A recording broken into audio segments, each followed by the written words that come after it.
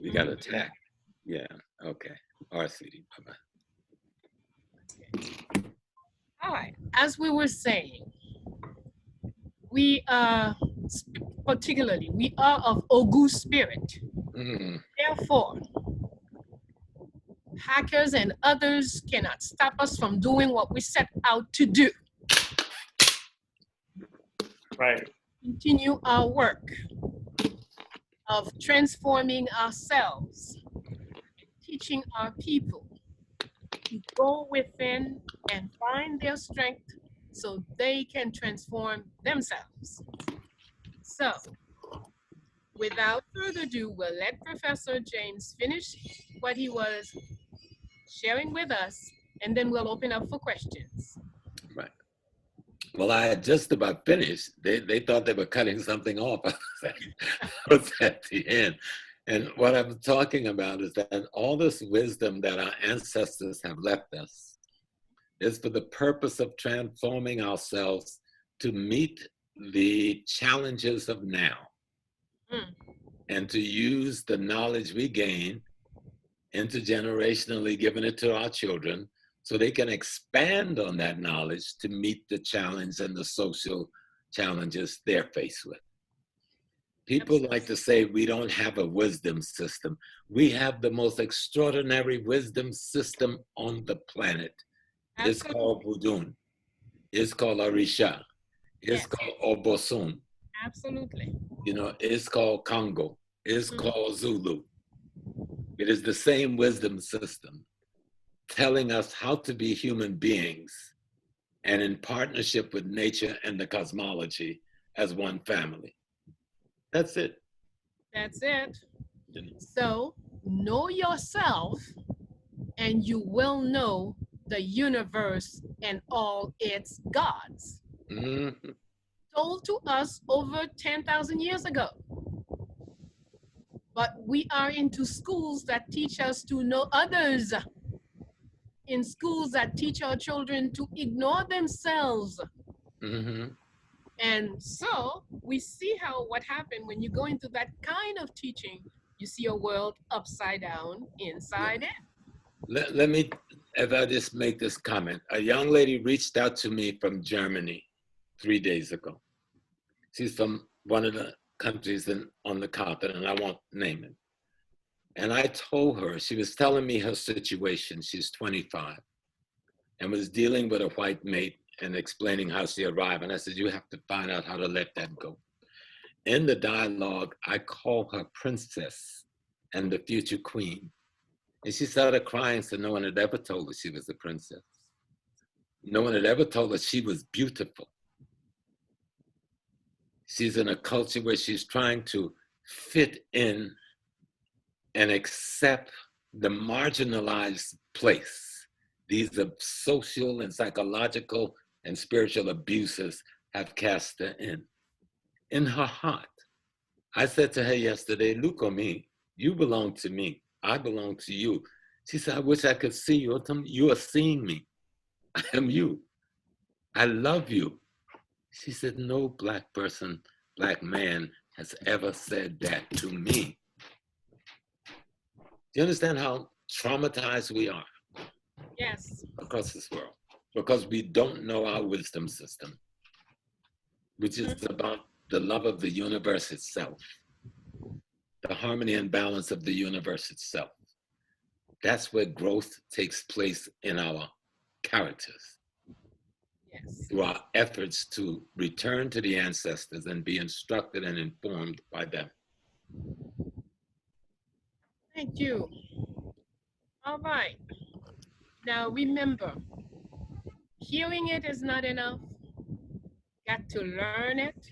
Got to open your heart to it, open your mind to it, and put it into application. That is the key. If you listen to someone for an hour, and in that hour, there might be just one sentence that is just for you. Yes. The one thing you needed to hear so you can move up, so you can go a step further. So that's what you look for every time you're listening to anyone. Look for the one sentence that is yours for today, your weapon, so you are armed to face tomorrow, the next day. Mm-hmm. So, without further ado, I know all of you are 50 of you there, have questions, have comment. Our talk, we say Bayyinah and friends, be careful. All my friends, because you join in. So all of us have something to share. Please open up for our other friends to speak and share with us. All right, everybody. So welcome back, everyone. Sorry for that disruption. So we're gonna go ahead straight into our question and answer format. So if you have a question, go ahead and raise your hand in the chat room. There should be a raise hand icon. If you look at the three little dots in participants or somewhere, you'll see something that says raise hand, and then I'll be able to go and pick you guys in order. All right. So first we have Francine. You could go ahead and unmute yourself and go ahead and ask a question. Can you hear me okay? I can hear you great. Thank you. Okay, great. My question is, when you were talking about the Veve, and you were saying that when they trace the symbols, and then there's like a singing and dancing, and there's a ceremony, or I put, that's what my impression of that was, like a ceremony. Yes. Are you also referring to celebration?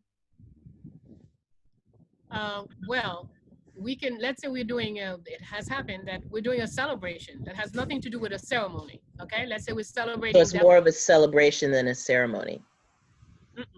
A ceremony is a structured activity which aims at honoring and dealing with the laws. Okay, whereas a celebration, let's say you're celebrating my birthday, for example.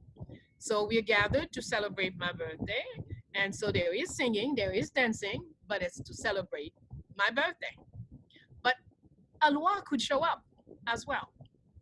Or many lois could decide to come and join in the celebration.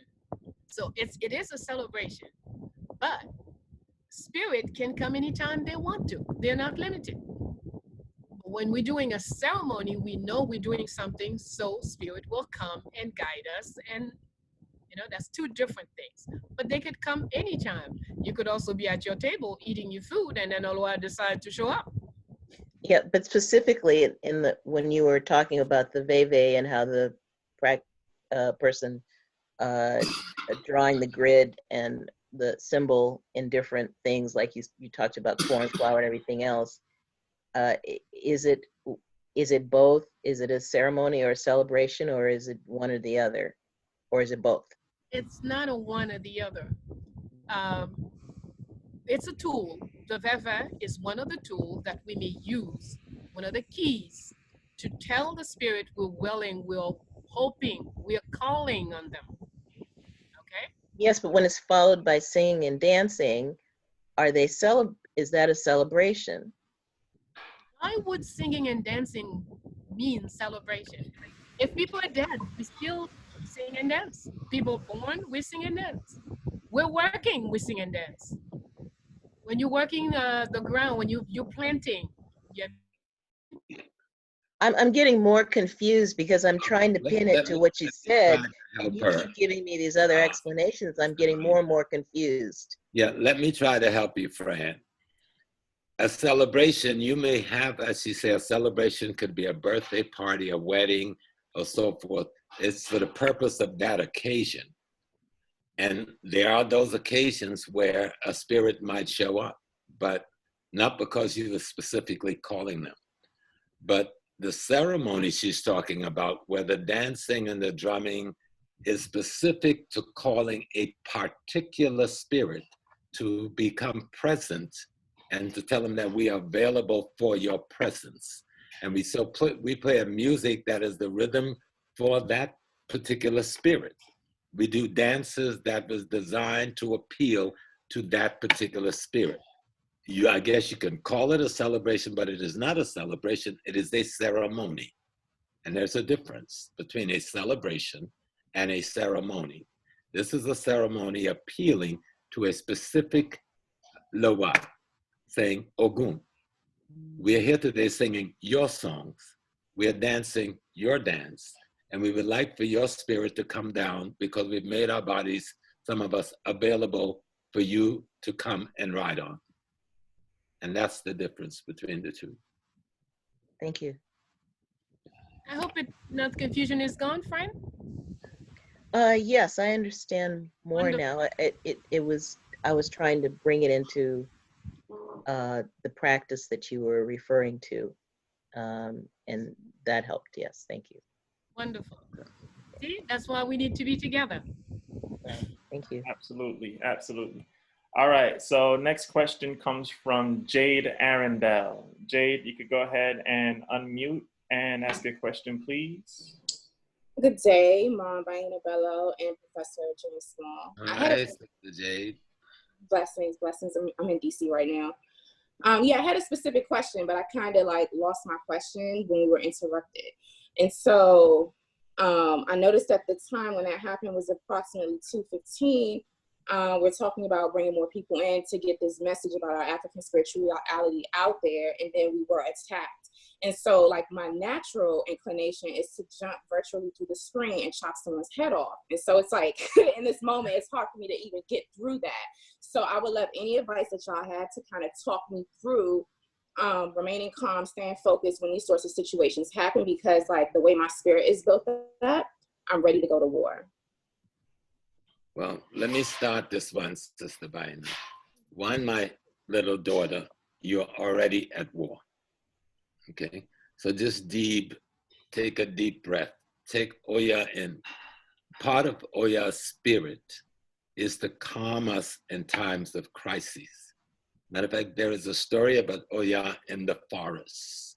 And she lives in the forest. And this is the forest where the wounded animals come, so that she can heal their spirit and soothe their spirits so that they can go forward to their task without distraction. Those things were trying to distract you. They were trying to hurt your spirit. Just laugh at them, because it says they're afraid of you becoming you. Your job is to become you again. You're going to do what Osar and Aset did. You're going to give birth to the Heru. That is you. You understand? And let nothing interrupt that. So Oya has a soothing. So Oya is a warrior now. Make no point, she will kick your behind. But she's also cool. So we know when to be cool and take that deep breath. Okay? So Thank you, Baba. You're welcome. This I will add time, space, action. We are here to place our actions on space within parenthesis of time. So it must be the right action at the right time on the right space. We can't just say, I'm going to war. As a matter of fact, as Baba just told you, we are at war. Most of us are totally unaware. And it didn't start a month ago, 2 months ago, 3 months ago. We are at war, okay? So if we just now become aware that we are at war, then we have to make sure our weapons are in place, our ammunitions are in place, especially all the internal arsenal is in place. Then we could decide what action how we will deal with it. But until then, breathe deeply. Plan and plot. Breathe deeply. Continue to plan and plot.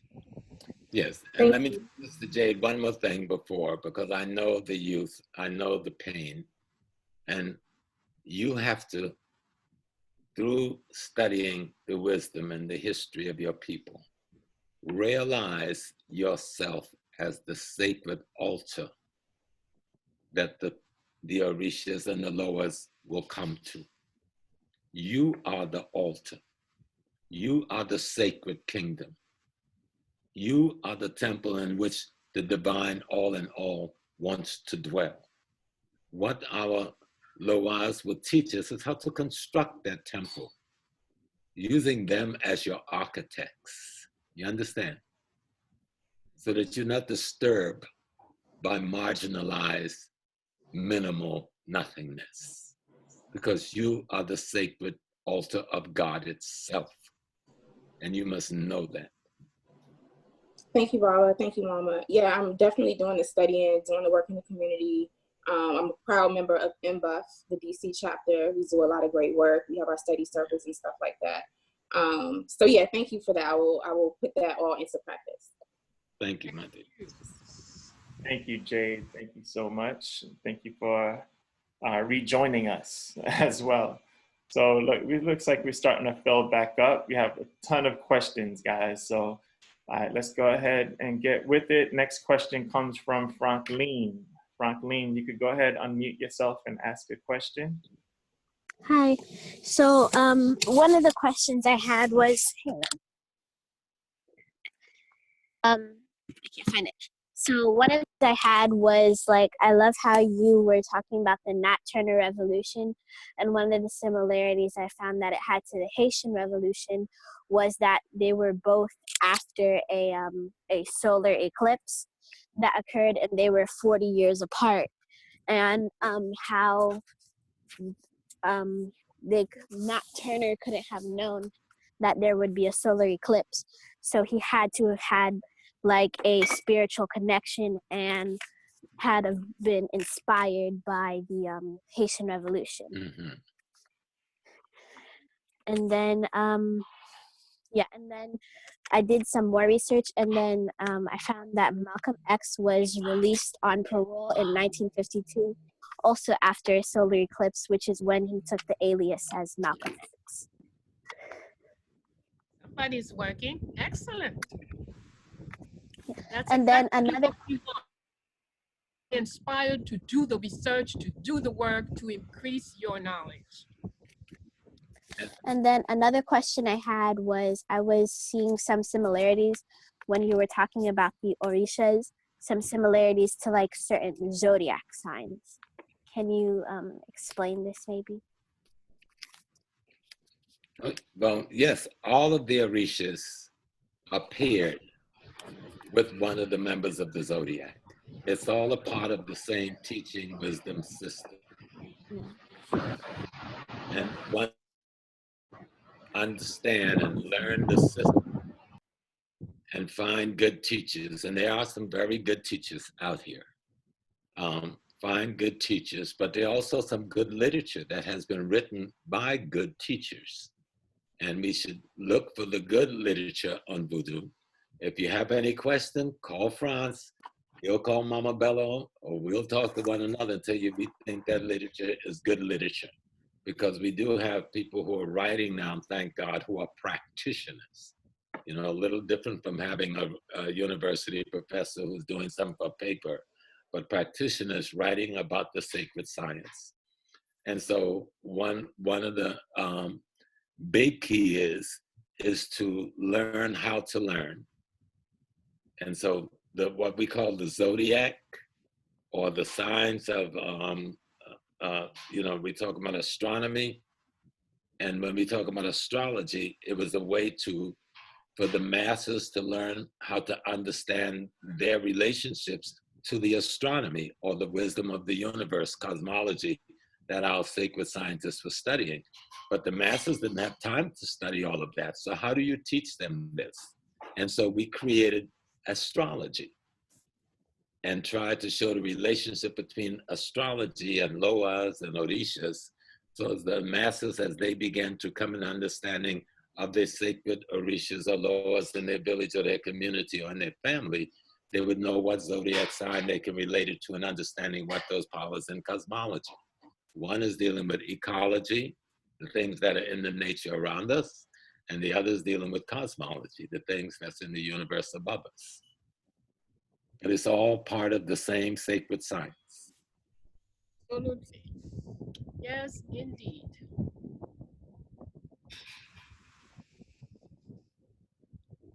Thank you. All right, awesome. Thank you, Franklin, for your question. Let's see. Next, we have Pamela. Pamela's iPad. Pamela, if you're there, you can unmute and ask a question, please. Hi. Hi, professors. Thank you so Hi, much for Pamela. doing this. Thank you for being with us. Since I started like my journey with African spirituality, I understand like the concept and importance of like seeing yourself as gods and that we are the original people. And the closest we can get to God is by listening to ourselves, and everything we need is within us. But that's something I've always struggled with. Like I can refer to and remind like my Black counterparts that they are gods, but I can seem to do the same for myself. And I guess that comes with like the modesty that came with Christianity and that we need to fear God. So I guess my question is, how do I tune into my God self more? Simple steps. Everything. Tiny steps is the best way to rise to anything. Okay, what is let's say how they describe a divinity? A divinity is an entity that has the power to make things happen, right? So in your everyday life, what do you make happen? What is it that you say and that you make sure that since it came out of your mouth, you make it happen? Could be very simple things. That in my house we eat at 12:30. That's, since I said it, then 12:30 the food is on the table. Not very complicated. But to do it on a daily basis for so many years, okay? You will see that each time you take your words seriously, and once it came out of your mouth, you duty bound to make it happen, then you will find that you will increase your ability to make things happen. By your word, and then if you go further, by simply thinking it. Okay? But practice make Perfect. Yeah. Okay? If we don't practice, we're not gonna get there.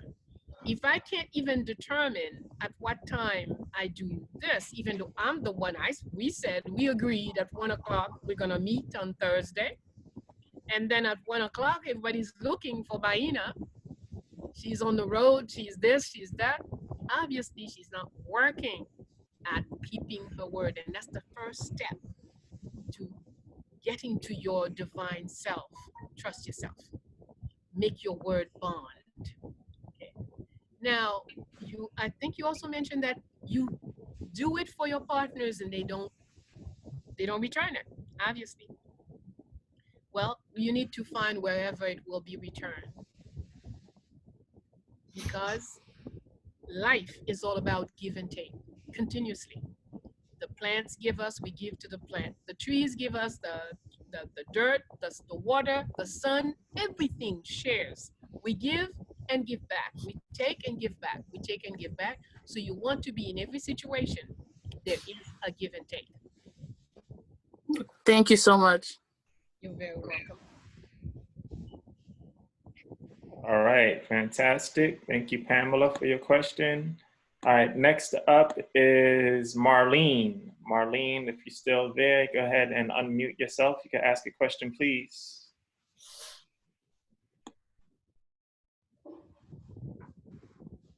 Marlene, you there? We can't hear you. I see your mic. You unmuted your mic, but we can't hear you. Oh, she's she's here. All right. Thank you. We can't hear you though. All Maybe the right, we'll volume. come back to you, okay, Marlene? We'll come back. All right, next is Megan. Megan, you can go ahead and unmute your mic and ask a question, please. Megan going once. Megan going twice. All right, looks like we have to come back to Megan as well. All right, D Life. D Life is next. D Life, still there? You could go ahead and unmute. Yes, I'm here. Thank you so very much for this platform. I've heard the story of Osiris and Aset many times about them being Osiris being or Asar being cut into 12, 13 pieces, but I've never thought of it from the transformation standpoint. And so that was an excellent point that you brought up. And I was wondering if you can repeat that point about the cutting of the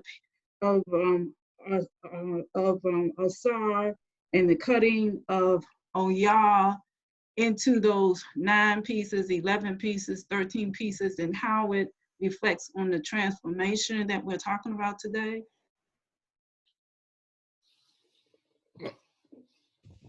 You want to start? And I think CLC missed the piece about Dessalines also being cut. Maybe you can do those two, and then I'll come to the cutting of Oguna and Oya.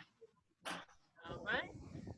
We mentioned that as we were looking at Osar, as you anyone look at Osar's biography, we will find that Osar and Dessalines have so much in common. Both rise to the head of their country. Both were bringing greatness to their people. Both were chopped down by jealousy from younger brothers. Both were saved by women. So sisters went out and collected the bodies and whatnot, assure a proper burial, and give birth to a child that would pursue. Now, in the case of Dessalines, I might say in parenthesis, Dessalines had 7 children. And it is when he married Marie-Claire Rose that she demanded as one of the conditions to their becoming a couple, that he collects all his 7 children and take them to the notary public, so they will officially become his children. Because up until now, they were children that he had by different women. And Marie-Claire was insisted that he must do it, and he did. And one of the reasons, she says, because these children are us tomorrow. And as a matter of fact, when people think of Dessalines' children, few people know that Claire was never had any children. So the assumption is these are children of Dessalines and Claire was. And she was absolutely correct. So this is just a parenthesis. So we looked at the similitudes, so many similar things that happen in both. So all of that and enable us to identify that spirit, that Ogu spirit. Since we find that every time we find an Ogu present, then we find the same things happen. Okay, so the same behaviors, the same. We also looked at Lumumba. We said, again, an Ogu spirit does the country and is doing things, wants to do great things for his people, and is chopped off, cut off into pieces. So as we study this, if we recognize, I didn't go into this prior, when you recognize you are an Ogu spirit, then you also need to know what you may want to know. What is it that you can do so your end story is not so similar? You might want to, this is something that we can think, because everything is it's a science. Life is a science. If I do this, that will happen. If I do this, that will happen. But if I change that over here, then this will happen differently. So you see, we have to look at the science of life on a daily basis. We look at the science of life and we apply the principles that we learn. So we talked about the similitude of all the Ogus that we looked at. I'm starting to conceive that the cutting of the pieces are similar to the crossroads. when we're frantic, when we're confused, we can go this way, we can go that way, we don't know which way to go. And so that would be the transformation that would be taking place. Is that what we might say? I don't know that I would see the cutting in itself would be that. But I'm on a TV. you multiply it, so it becomes more powerful somewhere. Okay? So there are more possibilities that are created from the same principle, but many more possibilities. Possibilities. Okay, got it. Yes, that's the way I would look at it. May I add one little piece to it real quick so we go to the next question? You know, the concept, sister, of remembering. Yes. You see, when you chop a people up and you scatter their ideas and their principles and you scatter their practices and you scatter their culture, it makes them dysfunctional, like most of us are. Yes. But when the spirit of the feminine mother, which is the highest energy in the universe, begin to pull us back together, begin to remember our culture. We are reconstituting Osiris. We are reconstituting Dessalines. When we bring the elements that have been scattered from the body people back together. And that's what the enemy does. Those brothers, they were doing that to them symbolically, but they were doing that to our whole race actually. And if we understand the symbolic coming back together, then we can begin to work on the actual coming back together. Yes, yes. As a race of people, culturally, economically, politically, spiritually. Yes, thank you, thank you, thank you. Awesome, thank you. Yeah, all right. These steps today from the sister Bayyinah and myself, so that's good though. Yes, absolutely. Man, you guys are like a dream team together, man. You guys are awesome. All right, let's see. We have a question from the chat room from Marlene, since she's not able to unmute herself, so I'll read it. Let's see. During voodoo practices as a child, I witnessed some of what you are referring to here with the vivid. My question is, how do I reconnect to some of these practices as a ritual on a daily basis? I feel somewhat removed and isolated, but part of me wants to so much. The same thing we said. If you want something, you have to go after it. So, where do you go after it? Books, people, knowers who will share what they know, and practice. That's the thing. Start very small. Something as simple as pouring libation. Okay? Do you pour libation? Well, you might start pouring libation once a month. You might start doing it once a week. And then you might, before you even realize it, see that you're doing it on a daily basis. And you might see you doing it 2-3 times a day. You might see that you need to pour libation whenever you're looking for answers, solutions to problems. You may pour libation 21 times in one day. But as you do it, you start to learn, what is this water that I'm pouring? What is this fire that I have here, this candle or whatever it is I have in my hand? What is the milk? Why am I pouring this? Whatever, you will question all of this, and each thing will take its place. Just know this, every time you stand up with a pot of water in one hand and a candle in the other, you have the entire universe. The entire universe is in your hand. So, as you pour your libation, you are speaking to the entire universe, and your word is one of your first powers. the ability to say and make it happen. So don't hesitate. When the universe is in your hand, be careful though what you ask for. Mhm. Because sometimes we ask for it, and when it comes, we complain. You're not ready. Okay? Be careful. Go step by step, little by little. That's the best way to grow. But do something. Awesome. Thank you. She says thank you. All right. Next question comes from Ray Mokofe. You can go ahead and unmute and go ahead and ask a question, please. Yeah, it's unfortunate the thing went off when my greetings, first of all.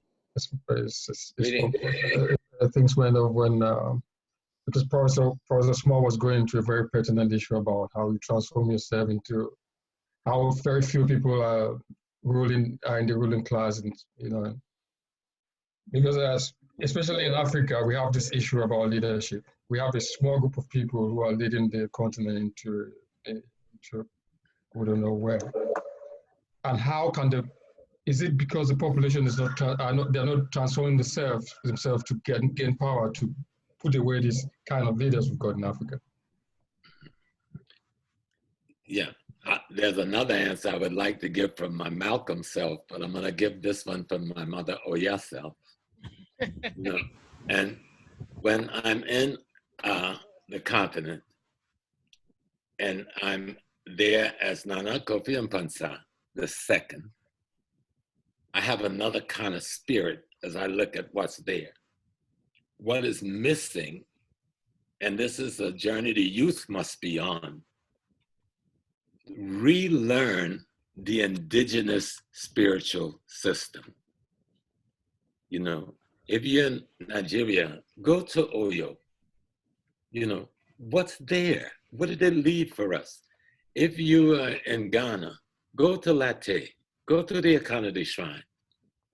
What's there? What have they left for us? Go to Bono and see what is in Bono, what is there. Go to Volta. Instead of being afraid because somebody says, oh, they got juju. The juju is exactly what we need. Absolutely. The juju is a body of knowledge of how to form society, how to form our characters so that we can construct a society for the future.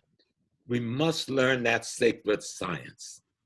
Ghana, Nigeria, those two places especially, even Congo, have retained, every nation has retained it. Every country I've been to is there. But we have to be willing and unafraid to go to the priests and the priestesses and says, I want to learn. I once asked Bafo Okutu, who is linguist of Santa Hinia Tumfo Pokawari, why don't you teach all this thing you're teaching me to the children in Ghana? He said, Pop, they have to come for it. They have to want it. Otherwise, we're pouring it on the ground. So the youth must begin to say, I want my mother and my father's knowledge. I want my grandparents' knowledge. My ancestors is my only true teachers. Let me walk backwards through them. Let me learn the sacred science. And then you put it in the modern context, because you have to modernize some things. I think it's Baba Akid Jobin who says the culture sometimes have elements you may have to set aside and replace with new elements that's most appropriate without losing the principle that the element represented. And that's what the job of your youth are for today. Don't be afraid. The church, people go to church, and because there are some of us who go into traditional settings to the village to meet the priest, but people go to, it's like divided thing. You go to church and you go to these places. How can you bring together two forces that are, it doesn't work out? It's very difficult, but you have to be able to give the respect and the credibility to the shrine. Start there, that you give to the church. Right now, we go to the church in the open light, and we go to the shrine in the darkness. That's exactly what happened. Yes. So let's go to the shrine in the open light. That is of our ancestors. The other is of our oppressors. So if we're going to give our oppressors approach to reality, so much, because religion is culture, but it's somebody else's culture, and it makes you deny your culture. And so even though you participate in your culture, you do it in the darkness. You do it behind the shed. Let's demand, and this is what the youth can do, demand that our culture be put on the same footing. Step one. Once you do that, you will see how much your culture surpassed this other thing, and you won't need it. Thank you, sir. Thank you, sir. What nation you in? I'd just like to know. I'm from Cameroon. Cameroon. Yeah. You got more juju in Cameroon than they got in Haiti. Cameroon is deep, brother. But you know that, don't you? Don't be afraid of it, son. Yeah. Don't be afraid of it. Walk. Thank you very much. Open. Even you'll get ridiculed. You'll get criticized. No, personally, I'm not. It's just what is going on. Personally, I don't have any problem with my ancestors. But teach the others. My generation, they have this duality. They have all these things that, church and go to the light, and do it and talk to them about. Let's do it in the open. And when the festival days come, don't just go to the festival to drink some apetashi or something else or some palm wine and to dance, but go to the festival to take serious every one of those gods that's being carried in the pantheon. Learn who they are. Pay respects to them, because I know Cameroon well. Paul won't let me come back there. No, that's another story. I'll leave that down. Okay. Thank you, sir. Thank you very much. All right, thank you, Ray. Appreciate your question. Thank you, thank you. All right, let's see. Next question comes from John. John, if you're there, you could go ahead and unmute and ask a question, please. John, are you there? John going once. John going twice. All right, John. Hello? Oh, Can you hear me? Okay, thank you.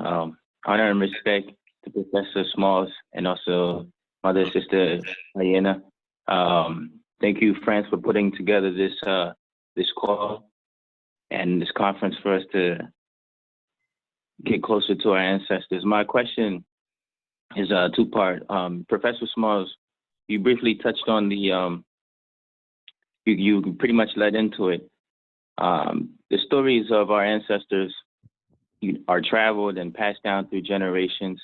As for example, we have Legba in Africa, who is represented as a young man, but through slavery, he comes in and makes his way to Haiti. And then in Haiti, we depict him as an older man with a limp. Now, through the diaspora and different things such as global trade, a lot of diaspora are traveling to other countries. So now I would ask, the story must continue. We must continue to pass the knowledge.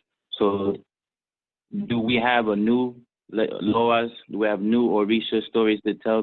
If that's the case, then what does Legba in America look like? Is he an older man than before in Haiti, or is Legba restarted and regenerated as a baby? That's my first question. My second question is, many that have the sacred knowledge, from as long as I can remember, we tend to have a tendency to speak on the dark arts of part of the sacred knowledge, which draw fear and which draw restrictions. Few times have we hear about different people who understand the sacred knowledge and use it for healing and medicine and other positive attributes. My question is, what do you guys believe people who possess most of the sacred knowledge use it to, I understand power corrupts, but to use it for more of a sense to do negative as more than good, as this is what is perceived? I would like to answer that, Yes. especially your second question. In Haiti, we have no hospital. The one hospital that is in Port-au-Prince for what, 14, 15 million people, it doesn't have, maybe it has 50 beds or at tops 100. So Haitians, we started the country, we were barely 1 million. Today we're 15 million. And there are no hospitals. There is something like one doctor for every 15, 20,000 people. Do you think if those of us who have the knowledge of healing were not doing anything, that our people would still be there and multiplying? We have to be careful. We repeat so much of what they say about us. Okay? Now, most people I know who practice voodoo, they spend most of their times healing people for nothing. Sometimes the person comes to you and you have to find the leaves, the this, the that, and the other thing that they need to take care of them. Which, of course, if you go to the hospital, you can't go to the cashier. You're not going anywhere. So we have to be very, very careful. Our people do work. It's not most people. Yeah, there are those who do what they do. But the large majority of people work for doing healing, helping somebody who wants to have to be married, or somebody who needs to have children, somebody who needs to get a roof over their heads. Those are the work that the average Mambo Ungan does. And Thank you. Thank in Africa, I have not seen things too much difference. Okay, but yes, there are those who do other things, but that's where your enemy wants to bring your attention. The same thing is even done with Haitians. Some of us, they have us repeat now, oh, Haitians, you can count on each other. They never help each other. But a large percentage of us live because other people send things for us. So who are those people sending us things? The aunts, the friends, somebody pays for your schooling, somebody pays for this, somebody. So, and we say we don't do anything for each other. That's not true. Beautiful, Bayyinah. That fits so well, because if we don't get control of the narrative, me and my wife was having this discussion yesterday. If we don't get control of the narrative, like now they're saying, oh, Black Americans are the ones who are dying and we're carrying the disease. And that's becoming the world narrative right now. And I go, like, oh, we are 60 million people now. Which one of them 60 million are you talking about, But let me come to the other part of the question where he was asking about Legba. And I forgot who he is in South Carolina. And I should be ashamed because my grandmother was a fetish priest, a traditional priest, an indigenous priest. We call the root lady there. I know Anansi was Barabbas. And I'm trying to find who Legba was, but we had Legba, and we still do, in our indigenous hoodoo system in South Carolina, Georgia, Florida. And he's not an old man, but he's older than the one, and he's a middle-aged man. And he walks around through the forests and he guides people out of difficulties when they have to make choices. He's always at the crossroads. But he's a man in his 50s or 40s or something like that. So the condition under which you live requires the maturity of response from the qualities of Legba. Haiti had to take on the greatest army in the world. Nobody says the people of Haiti defeated Napoleon Bonaparte, crushed him. Had we not crushed Napoleon Bonaparte, he might have won at Waterloo and the whole world would be under his control. But Haiti crushed him, and that even gave the Europeans courage to go to the next level with him. He crushed Spain. He crushed this Haiti, crushed England, who were all being backed by the Americans. 4 major nations was crushed by the spirit of the elder science of Legba, you see. And so that level of maturity in the consciousness had to have occurred. A little boy couldn't take on such a task. A young man couldn't take on such a task. It had to be an elder who could take on such a task.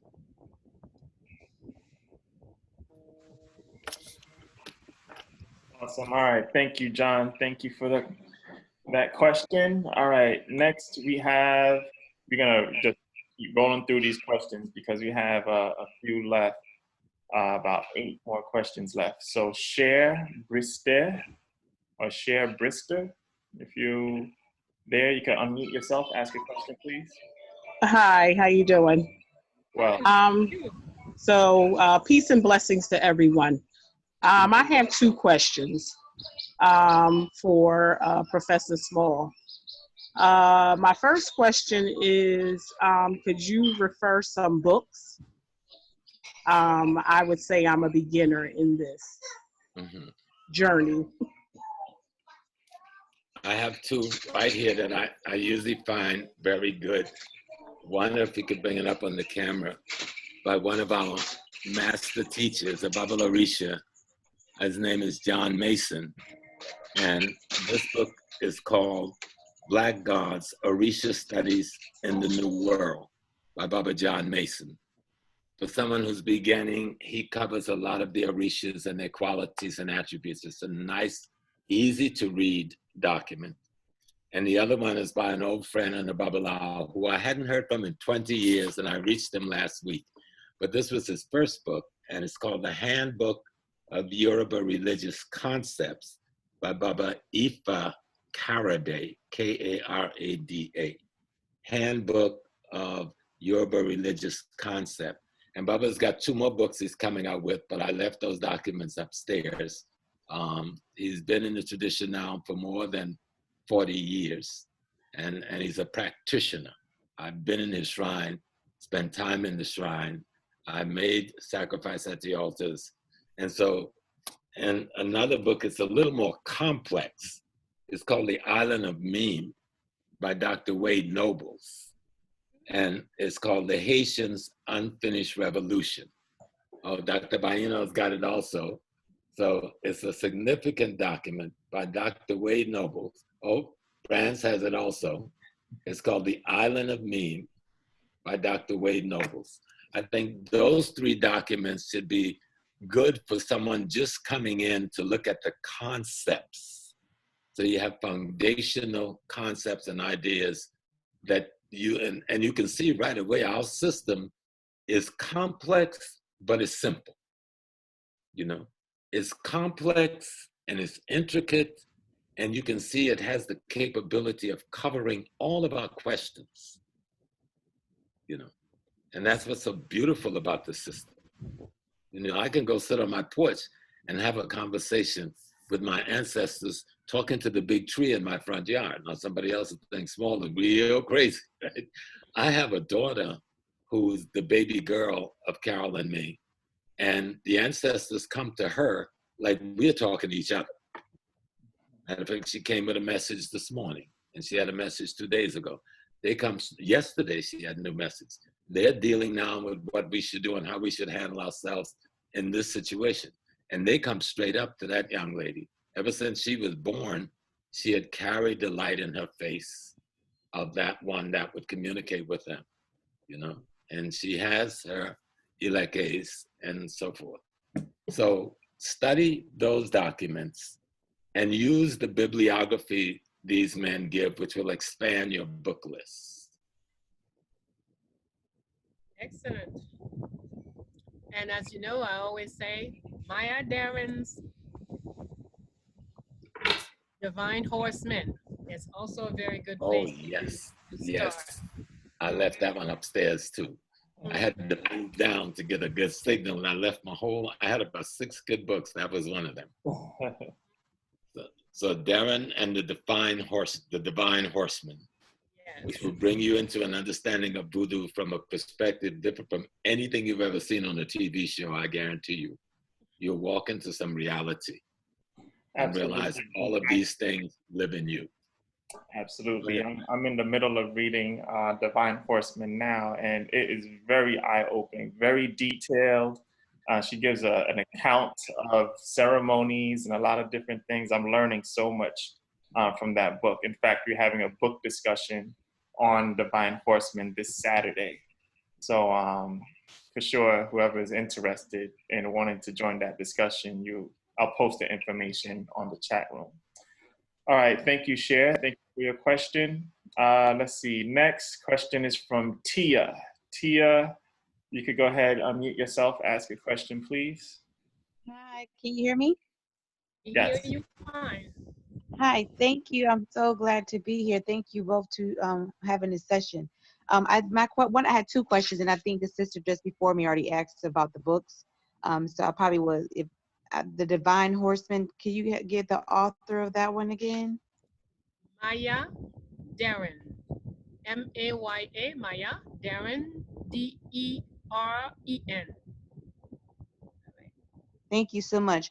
So my second question is, I'm new to this as the other sisters. I just started into spirituality in August 2019. So, and I've been raised Christian for, oh my gosh, for years. So my question would be to you two is how to help my generation maybe transition or just see that we need to honor our ancestors more, just past, oh yeah, slavery was really bad to us and I appreciate everything our ancestors did, and it stops there. How do we, how could I help get our people my age and, you know, the younger generation to see how we need to actually honor our ancestors and get into spirituality? It just seems we're stuck with just, oh, we know where our history starts with his slavery, and we respect what the determination that they did to get out, and it stops there, it seems like. Remember what we've said throughout all of the different sessions. The first work is inner work. Okay? So if you say you're just starting, then we don't understand that the next sentence is, how do I get the others to? You have to build yourself. Concentrate on building yourself.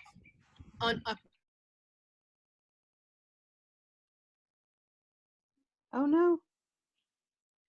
Okay, I'll until she come back, I'll go like she says. I'll go with her words. She said, oh, you're back, Mommy.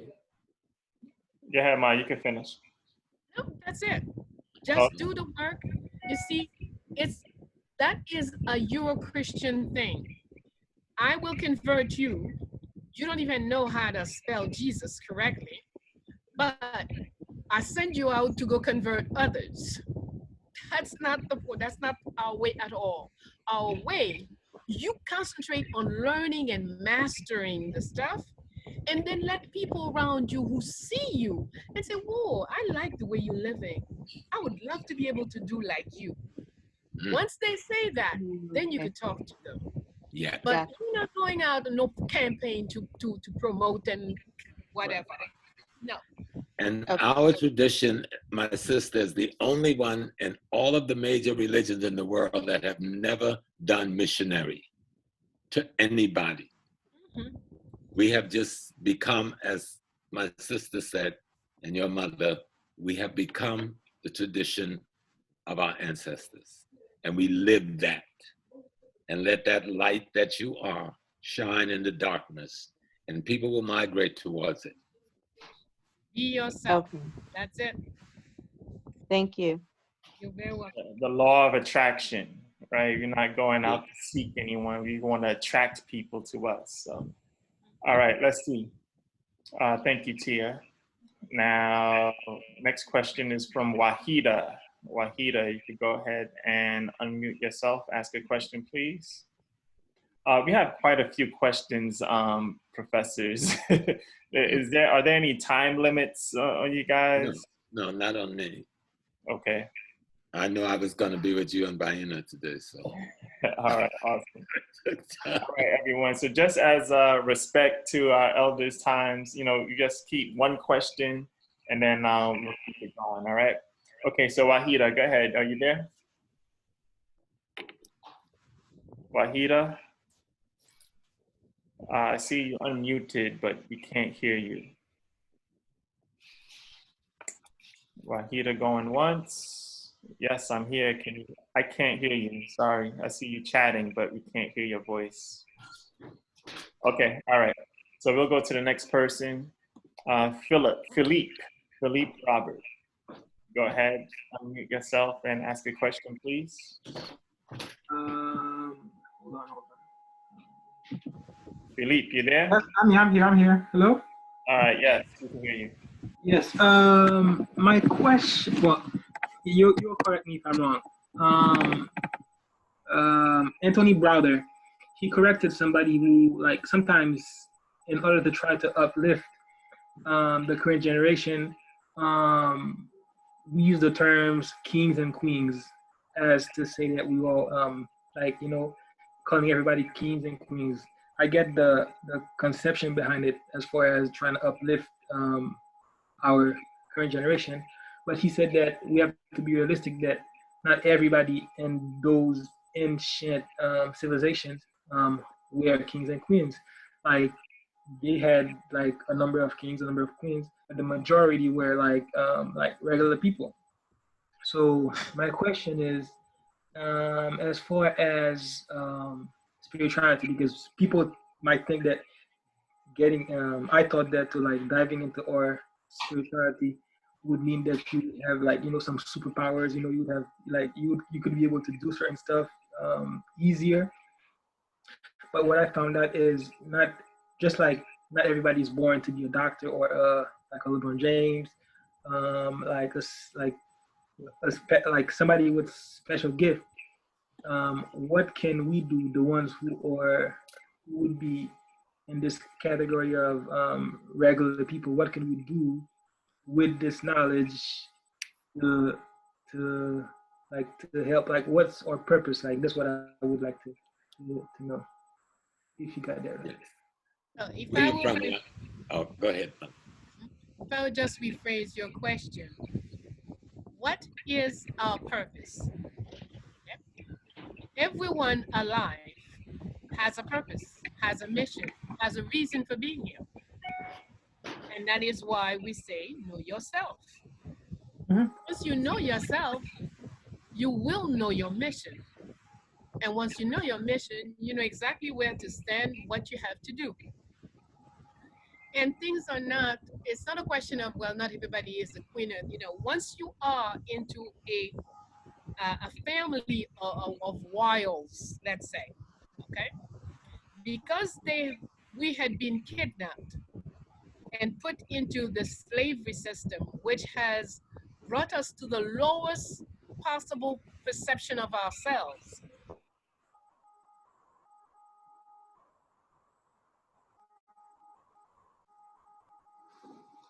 Strong in Haiti's history. Haiti has had 2 emperors, 1 king, 1 queen, and 2 empresses. Plus, in King Henry, there was all the nobility, the baroness, and the this and the that. But today, it's not even in any Haitian history books. Why? Most of us have no clue. Most of us don't know what, you know, what is our legacy in this. Because, precisely because our enemies who want us to stay at the bottom of all structures, they want us then to keep in our mind, the only connection they want us with our ancestors is slavery. So, if this is the way you feel, that's your choice. But as far as I'm concerned, not only are we divine, we are royals, and all of us. But until you know who you are, I can be a royal of the royal family, but I'm in the military. I'm of the royal family, and in fact, whenever you're in the military, you're also a doctor. So the way our people had things structures is not the way it is here, and the way it is here, and that system of placing us bottom of everything. Be careful. That might be what this person wants, the way they want you to view yourself. If I do not rise even in my mind, How do I know my better self, my best possibilities? Yeah, go ahead, respond, young man, and then I want to add to that because I know what the missing, even I don't often disagree with my younger brother. Okay. See, in Europe, the role of a king and a queen is one thing. In Africa, the role of a king and a queen is another thing, you see. The kings and the queens in Africa are not despots, even though some may have taken that position after colonialism. The king and the queen in the Africa are the servants and examples of the height for everyone in the society to reach. They're made up of the qualities and attributes that every citizen in the society should mimic so that they too can come to that level of quality and attributes. In that sense, all of us are potentially the kings and the queens because that's our concept of nobility, that there are those among us that allows ourselves to take the responsibility to carry the burden to become what everyone potentially can become and should become. And we, the community, raise them up as our modeling and our example of what we must grow into. That piece you said that everyone can be a doctor. Anyone can be a doctor if they, their family, and their community want them to be. They put us in this thing where, oh, you got to know this. No, you can take any child from anywhere on the planet Earth and appropriately train and guide him into any craft that he wants to be in. When I was at City College, we started a medical program, which the whites was very opposed to, called the biomedical program. And we had one young man who came in, he could barely, his reading was not good, his writing was not good, and we accepted him because we had a tutoring program to assist the kids who were poor who was coming in, because the program was set up for them, and they sued us in the courts, and they won the suit. When this young man became a surgeon at Harlem Hospital, the boy that couldn't read, couldn't do math, and could barely write, they had no response. And there were too many like him. Given the proper orientation, given the proper training, given the proper love, given the proper opportunities, given the proper guidance, you can be anything from an astrophysicist, but it takes the culture. The culture is the university. They have chopped our cultures up like they chopped up Osiris. And so we are scattered. The culture is the university. It is a culture that protects people from genocide. Right now, we're riding in the religion, which is the cultures of the enemies of our mother and fathers. We're riding in the cultural vehicle of the people who committed genocide against us. We're riding in the cultural and religious vehicles who are the people that won't even let us keep our own name to go to school. To go to school in Nigeria, Cameroon, Ghana, you had to give up your village name, your ancestors' name, and take the European name. Otherwise, they denied you access to education. That is inhuman. And yet, that's the vehicle from which we are making decisions on where to go with our life. That's why what we're discussing is important. That look back, you are a king. We just have to teach you the pathway to kingness. You know what I'm saying? The king can do anything he wants to do. But we are here to teach you the pathway to being a king again.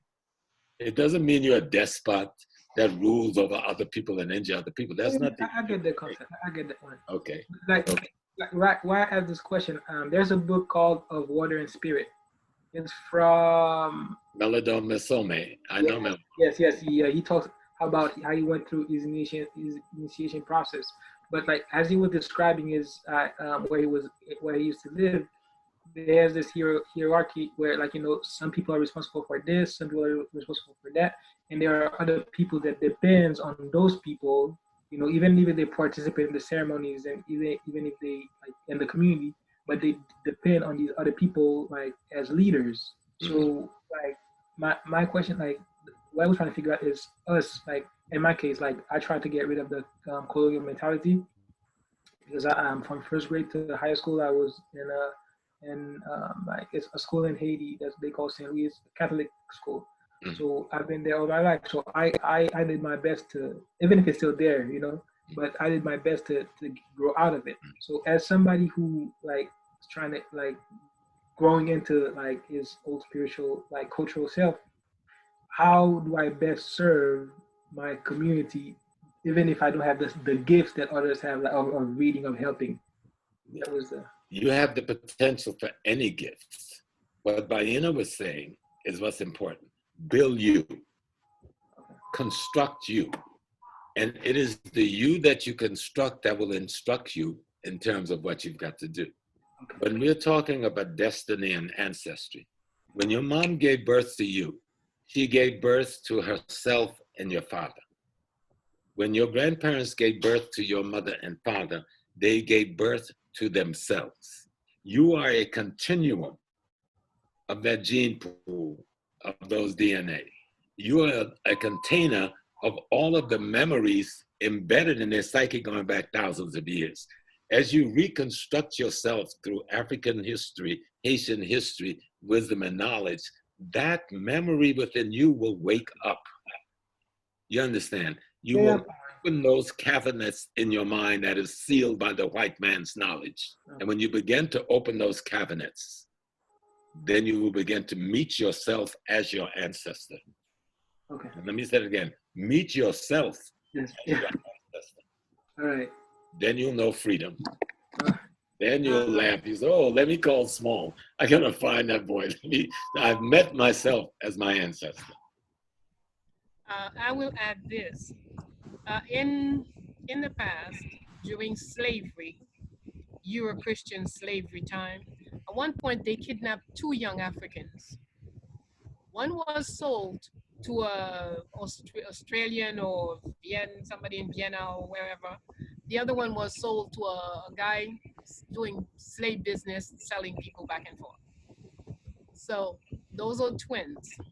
So one of them ended up a slave in the Caribbean somewhere. The other one became the first and most admired astrophysicist in Europe.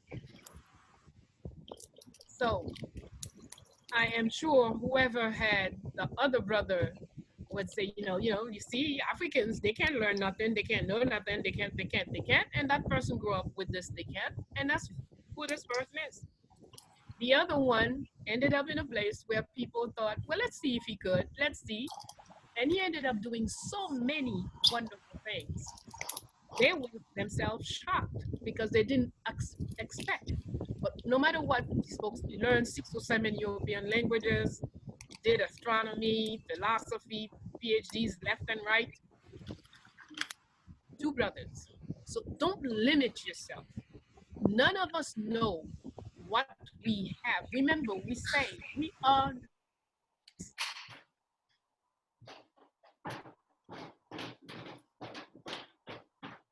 We are the world. We are the universe. Exactly. So there is no limit except the limits that you put on yourself. Don't allow anyone to limit you. Know yourself and you will know the universe and all its God. You. Absolutely. Absolutely. All right. Thank you for your question, Philippe. Okay, now moving on. Let's see. We have TD. TD, you could go ahead, unmute yourself and ask a question, please. Thanks for answering my question. So my question is, why as a race do we carry around our pain as a burden? That's why do we carry around our pain as a burden? Or let a pain become or a burden? Or let the pain, yes. And part of it is our lack of knowledge of our history and our lack of having a methodology for connecting us back to our ancestry.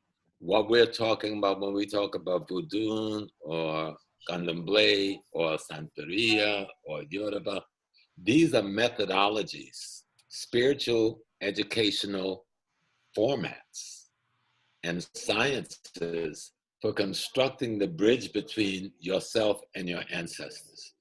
The pain is real. Matter of fact, pain instructs you that there's something wrong. And you can't get rid of the pain until you find out what's wrong and get rid of what is wrong. And so you need a system that gives you a thorough explanation for the pain. That is called the history of your ancestors. And then you need a methodology to understand the pain in a context that makes sense to what really happened to you and why, what your role in it was and what the enemy's role in it is. Because we are at war. We've been at war for about 3,000 to 4,000 years with the same people. It just shifts location, but we've been at war. They are aware that they're at war with us. We think we've made some bonding relationship with them. And if you look at how we've made the bonding relationship, we have agreed to give up who our ancestors were to adore what their ancestors, the murderers and the thieves and the brigands and the genocidists were. Well, there's nowhere you can survive in that context. Your pain will remain until you return to what has to be healed. And what has to be healed is that relationship between you and your ancestry via a cultural educational context that contain within it a spiritual and sacred science that brings you back in partnership with the universe and nature and each other again. And it's not as complicated as I'm making it sound. It's called know thyself. You know thyself because you know your family tree. And when you learn your family tree, you learn the history. Like if I'm from Port-au-Prince, I want to learn my family in Port-au-Prince. And then I want to learn about the family that have moved around the country. Then I want to learn about Haiti and its history. And then I want to learn about Guinea. And then I want to learn about the greater continent. Then I've reconstituted my Dessalines. I've reconstituted my Osiris. I brought my pieces back together. Now I have a format upon which to build me, because I can't build myself on his format. And that's why we always in the pain.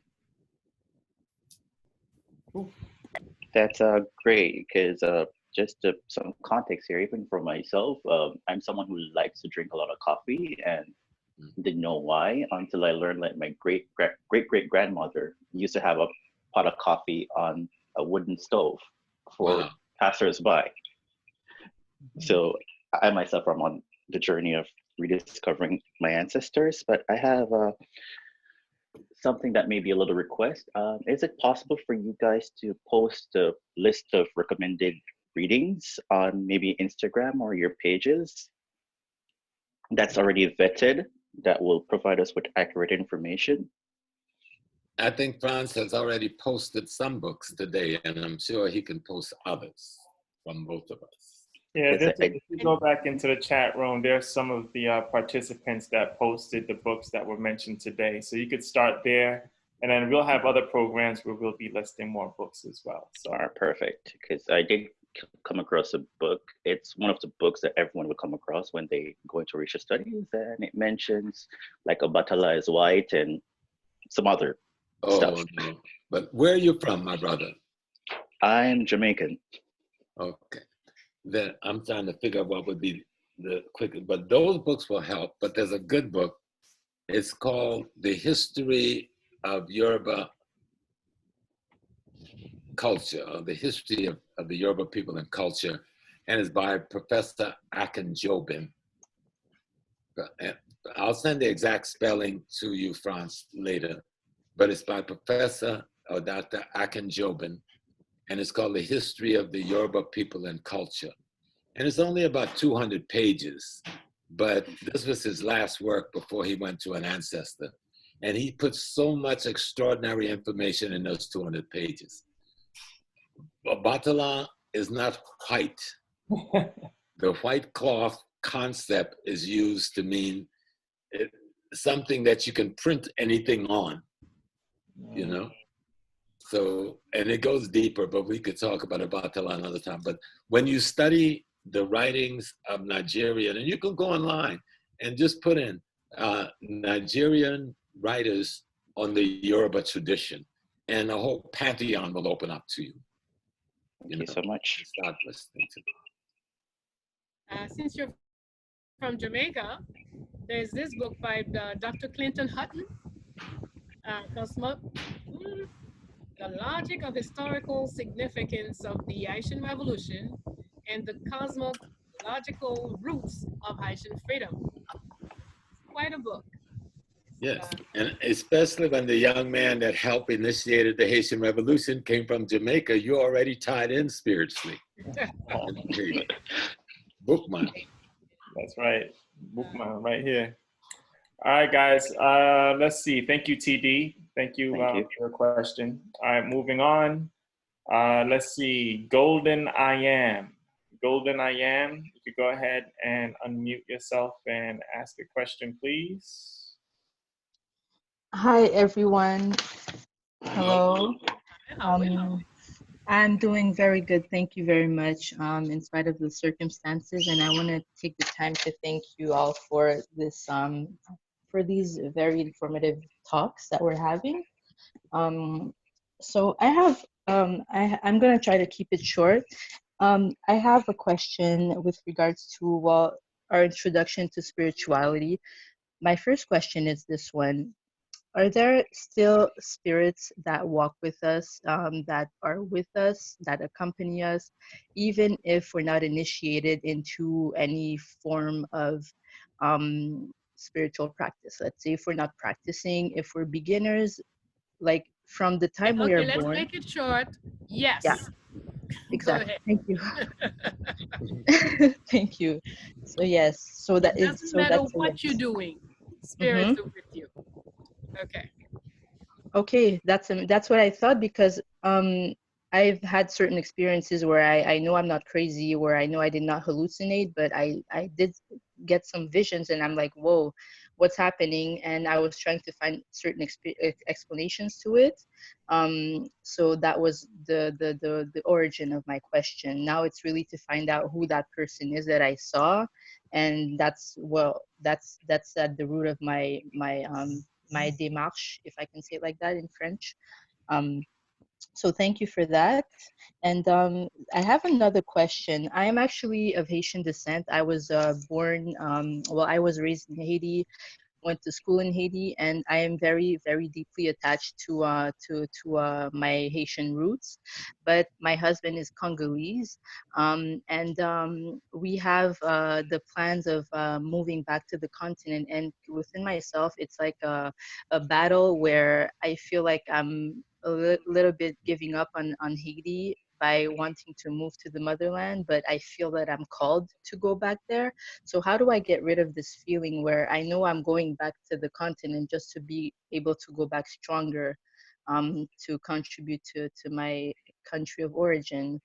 I don't know if it's a feeling that one of you guys have experienced. Why do you want to fight? We always want to fight. Okay? Yeah. This is an opportunity. Visiting the continent, living in the continent, that's an opportunity. You don't know what it will bring. You don't know what the experience will teach you. So why do you want to fight it off before it even happens?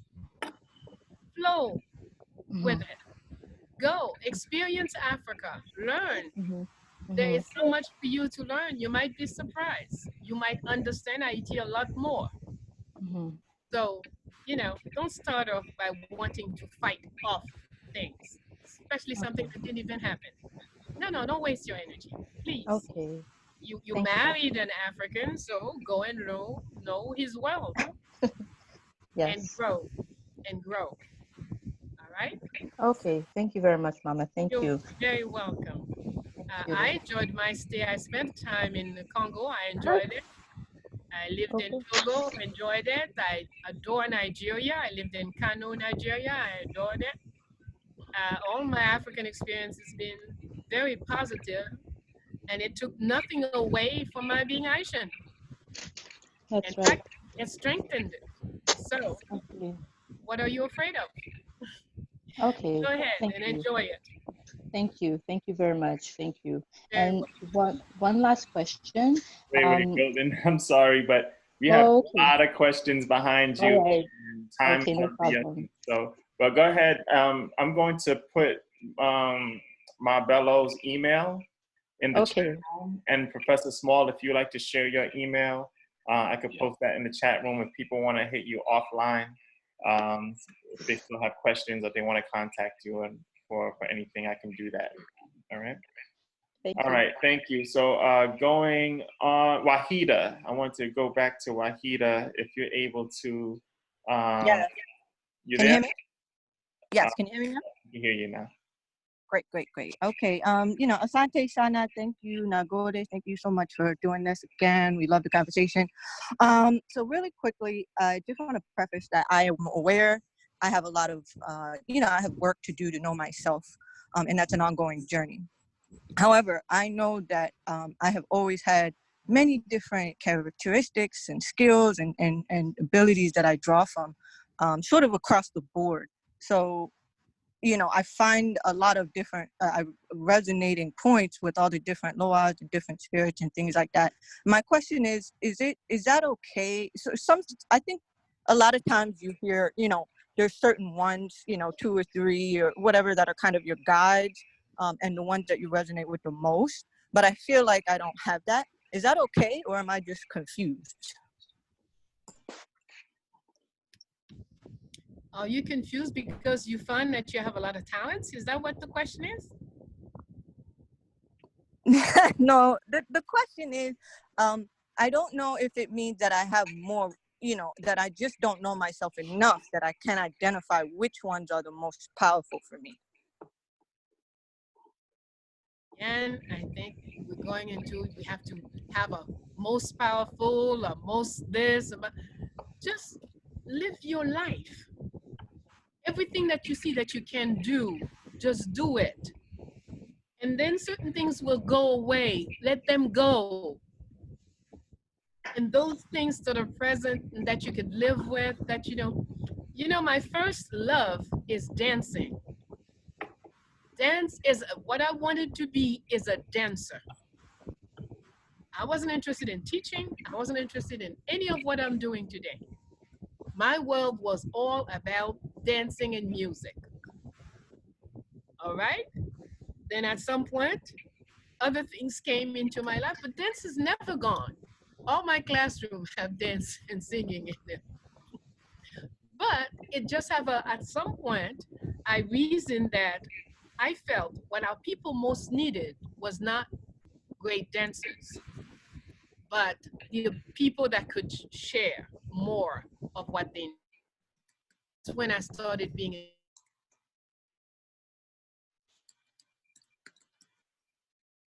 you study, it doesn't mean dominate your life.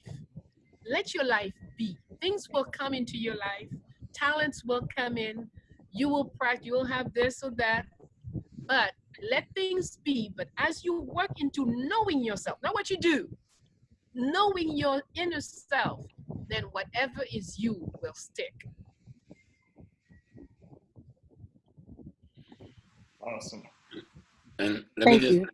Asante, thank you you know, so like much. what we were saying about all of these forces of nature, they all live within all of us. And whichever one comes forth, as Mama is saying, that's the one that comes forth. Develop that one. And it will have its use. And then it may run out of use for you, and you need another one. But it's all there. Then you develop that one to meet the new challenges in your life. And that's really what we're talking about.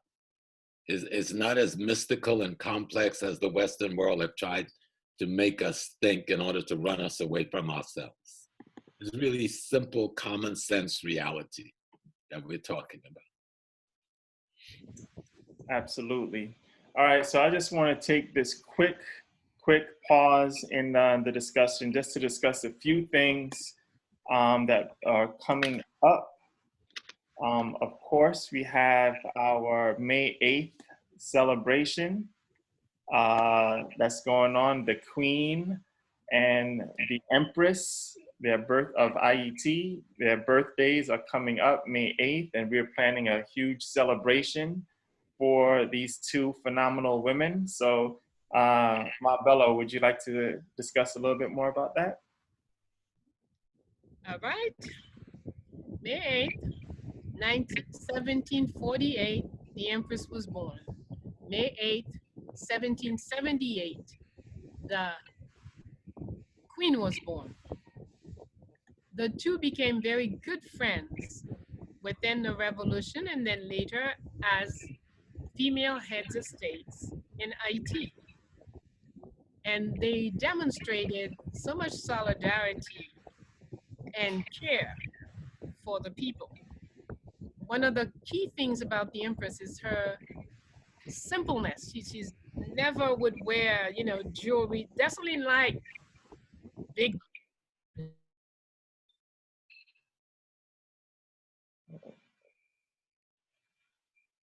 things. She's a very simple person. Okay. Now, Queen Marie-Louise is different. She loves crowns and diadems and jewelry and whatnot. But both women are into education, health, and justice. And they contribute to this in the nation. Okay?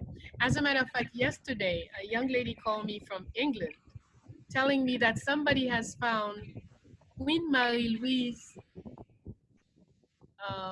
will. And because, you know, she finished her days in Italy.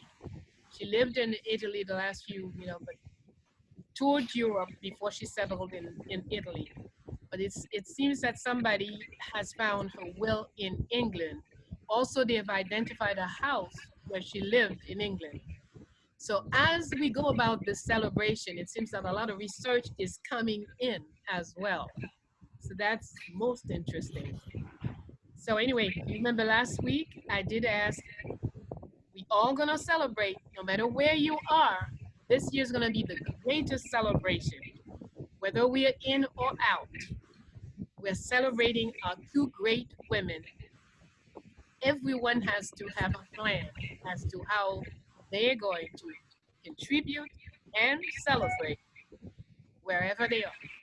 So we're looking forward to it, and we are counting on every member of the troops to contribute, to help, to come up with ideas. Somebody has also proposed to make us, they're dancers, they're gonna have a dance for the Queen and the Empress. There's a book in the works. There's a lot of work for, it's gonna be quite a celebration. So we need everybody's help. We're counting on you. Yes, absolutely. In fact, we're putting together the celebration as we speak. We'll have a place where you can donate, and also it's going to be a Zoom webinar as well. So we're going to have the whole celebration on Zoom on May 8th. And Professor Bello is going to invite a lot of her friends to come in and talk about, you know, the Empress and the Queen. So that should be very fun. So look out for that. We're going to send that information out shortly. And hopefully Professor Small, if he's available, would like to come and celebrate the Queen Of course. with us. Of course. All right. That's always an honor. So Absolutely. wherever I am in the Professor world, now Small has made several trips to come and celebrate Desaline's birthday. So Yes. you know he's going to celebrate the ladies. Yes, absolutely. Oh, yeah, absolutely. Okay. And also, Professor Small, I have some information up here about your hotel in Ghana. If you wanted to mention some things about that.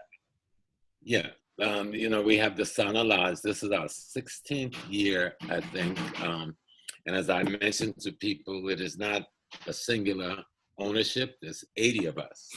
There's 5 of us who are the dominant investors, but we brought in our community. And for 15 years, we've stayed together like glue to do this. Right now, the 20-room wing is being used by the government as a place to quarantine people who are just coming back in the country. They're getting ready to do that now. And we're in the process of trying to upgrade the facility, which we are working on day and night. Everything had to, of course, stop with this crisis, but we'll be merging with a Ghana hotel owned by Ghanaians called the Accra City. And we'll also be doing a merger with the Ghana Tourism Association. But I would also like to mention a celebration too. This is our 55th anniversary celebration of the birth of Malcolm X, May 19th. We do it at his graveside every year. We usually leave 125th Street at 10 a.m. in the morning, but if the conditions with this COVID don't allow it, we will be doing it live stream. The core of the Brotherhood will go and do it. And we will not jeopardize our public, but we will put it on live stream and Zoom and other mediums and have conversations, and you can watch the ceremony because we do act out a ceremony that we have done for 54 years.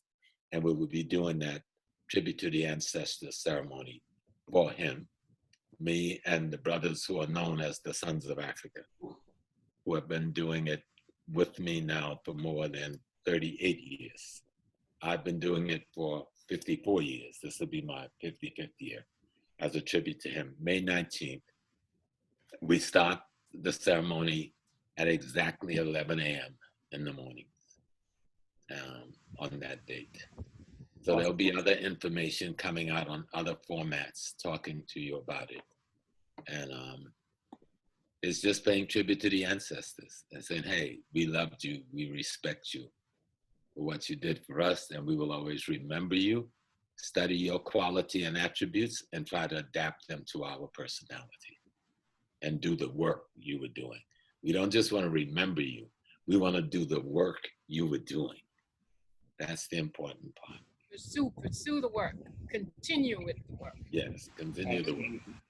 Yes, yeah. Please make sure you share that information with us once you have it, Professor Small, so that I can make sure I distribute it to our network so that we all can participate as well. Right?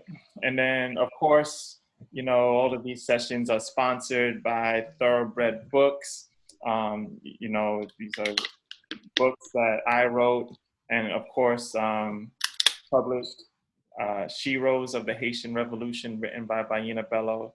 Great books to have in the library, especially if you have children in the house, to learn a little bit more about our ancestors, our Haitian revolutionaries, the men and women that contributed to the independence of IET and Black people all around the world. So make sure you take a look at Thoroughbred Books, www.thoroughbredbooks.com. All right, so let's go ahead and continue with our questions. We have a few left. Luckner is next. So Luckner, if you are still there, you can unmute and share your question, please. Yeah, greeting, peace and blessing to all. And then a lot of have been said, and then I have my answers. But first of all, it's always a pleasure to join this session, and particularly when we have those two great scholars. And then I start my journey with them, particularly with Professor Bello and with Professor Smalls on internet and studying their videos. So I'm very grateful to continue to learn and to hear about them. So main question that I have, it was regarding the main spirit, but I think both of you have answered that. I will have a reminding question maybe to both of you. If we study, I know that Professor Small, I've studied Borders My Comics, and then Professor Bello, Desaline, and both of you, you know as well, our Jamaican brother Marcus Garvey. If you have to say three main characters that these three people have, what will be those three main attributes and quality that they have that can inspire us? And another questions will be for Professor Bello. If once want to go deeply in ourselves and then to see where in Africa we came from. I'm from Haiti, of course, in the south of Haiti. Is there any trace that we can see that the Black person, African person in Haiti came from in the south from this region of Africa or not? That's the question. And the last one is we have said that Africa and the culture of Africa have nurtured the main religion and tradition in the world. What will be the relationship of voodoo itself and the Freemasonry? And that will be an open question for you. Thank you. That was a big question, so start off by. Wow, that's a book. Indeed. Indeed. But Brother Leclerc is also the first person to send their contribution for the celebration. Thank you, brother. My pleasure. It's always a pleasure. Pleasure of mine.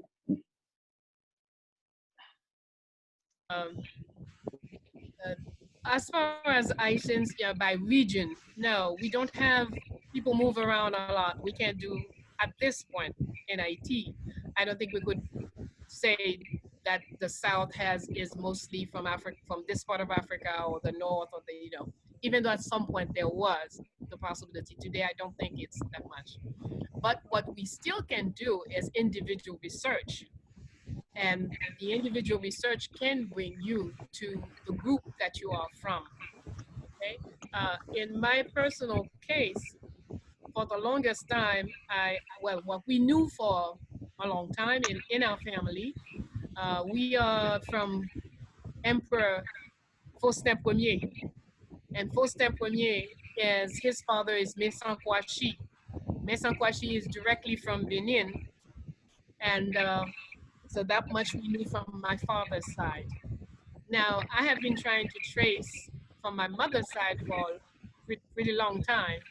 And I got as far as there was something in Togo, but we could never find where, how, etc. But the funny thing is, 2 years ago, there's a friend of mine who's 101-year-old, a Togolese friend, 101-year-old. He has come, because we used to do the research together when I was living there. He has come across in Aneho, near Aneho in Togo, an entire cemetery of the Bellos, the Bello group. Wow. And, so then I have, so it's always doable. Now, will you invest the time, the energy, the continuity? Because, sometimes after 6 months, we say, well, I've been doing all this research and I can find, you have to persistence. You have to put in. So that will. Thank you. Now, as far as for the characteristics of those three men, courage, discipline comes right up front. That's the first thing. And vision. To me, those are the three things out there. They have a vision of tomorrow, and they put in the effort, the courage, the discipline to get to what they.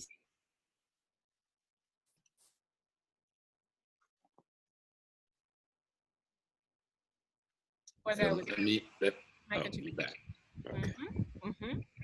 Well, the one I would add is patience. Develop tolerance and patience, and have empathy.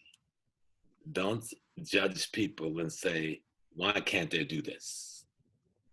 If you rarely find a blind person that want to be blind, or a deaf person that want to be deaf, or a mute person that want to be mute.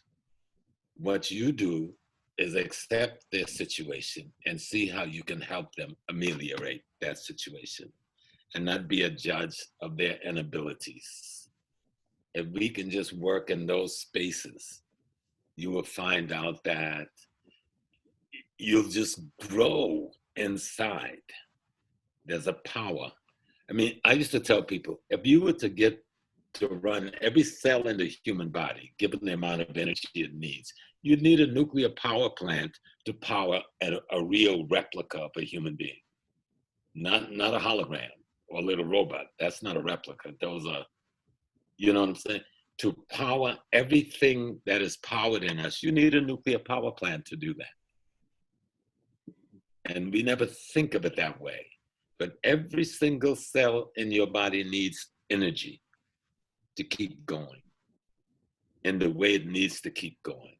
And the way we create that energy is through the qualities and attributes we develop in our character and the behavior that is informed by those qualities and attributes as we go out into our community. That's when you know you've got power. And no one will have to tell you you got power or that you're powerful. You will know it by the way you carry yourself in the community. Awesome. All right, thank you, Luke. I appreciate your question. All right, so moving on. Thank you so much. We have Rose St. Albord. Rose, are you there? You can unmute yourself and ask a question, please. Greetings. Thank you so much for holding this spiritual jam session. So my question was if Io was depicted as my aunt or if they're interchangeable. The reason why I ask this is because, you know, growing up Haitians, they never, even if they was to practice voodoo or practice spirituality, they never let the kids be a part of it. It was kind of like a dirty little secret. But as I come into myself, I realized that I'm more connected to that part of my life than any other thing. As I was doing some meditation, something popped into my mind like, who is my grandmother's mother? I knew my great-grandmother. She was still alive, but I don't know anything about her mother. And I feel like I'm kind of stuck there. I know we're from Benin, and I just want to kind of figure out, because I felt like I lived before, like I've been here, and I know our ancestors' DNAs are in us, but it gets kind of crazy, and I want to know how can I classify it to now know myself better. Because through research, I found like a lot of my op principles is what I've been living prior to me even know what those principles were. And if I'm calling to kind of figure out who my great-great-grandmother was, does she tie into that somehow? Does that make sense? It's an excellent question. Every question is important. And every question that you ask, the answer is in you. That's the first thing you need to know. When you're asking the question, it's not that you're waiting for us. There's something that we will tell you, and as soon as we say it, just say, oh no, that's not it. Because you have your answer there. It is the answers that generated the question. So you have to trust yourself. Okay. Okay, so I thought my, question was gonna be some, major thing, because I get blocked sometimes, and I've never, because I always, thank the creator and thank my ancestors, and as I go calling their names, I just stop at my great-grandmother because I don't know past her. And I think, well, I know that I need to know past my great-grandmother. Let's make a little correction. I don't yet know past her. Yes. Keep the door open. Yeah, it's open because I'm trying to find out. Well, you will, but be patient. Patient with yourself. Right. And let me tell her what I told the young man. Your great-great-grandparents gave birth to your grandparents as themselves. And your grandparents gave birth to your parents as themselves. And your parents gave birth to you as yourself. That great-great-grandparent you're looking for, stand in the mirror and face her in the morning. And then you'll learn how to get closer to her. That's why we all need an ancestral altar in our homes with the likeness of as many of them as we can, and learn to communicate with them through that process. of a revelation, you know, by just giving them a fresh glass of water every morning. Say good morning to them in the morning. Say good night to them at night. And your spirit will begin to understand that they've never gone anywhere because they all live in you in the first place. Right. You know, alone. I'm sorry to cut you off, Professor.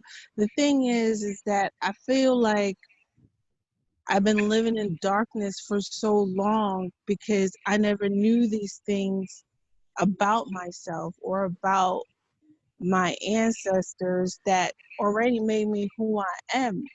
And I'm at like a precipice where I want to be who I am, even though I'm hurt already. And it's like I already started, you know, pouring libations. I'm working on my altar. That's why I kind of want to know who she is, even though she's in me. Like, I want to see a physical picture of her. So, you know, even though I'm looking at myself, so I kind of feel like I can't blame my parents because they could only teach me No, what they but know. you know, already told you, you know the answer to that question. Because as she said, the answer itself has generated your question and you've repeated the answers numerous times. So be patient and listen to yourself. Okay, thank you. You're welcome. Oh, so I'm sorry, is my aunt Yayo or no? Not necessarily. They have aspects of one another. There is no direct correlation because each cultural community or historical community gather the quality and attributes and label them based on their situation, their time in history, their ecological presentation, and their location.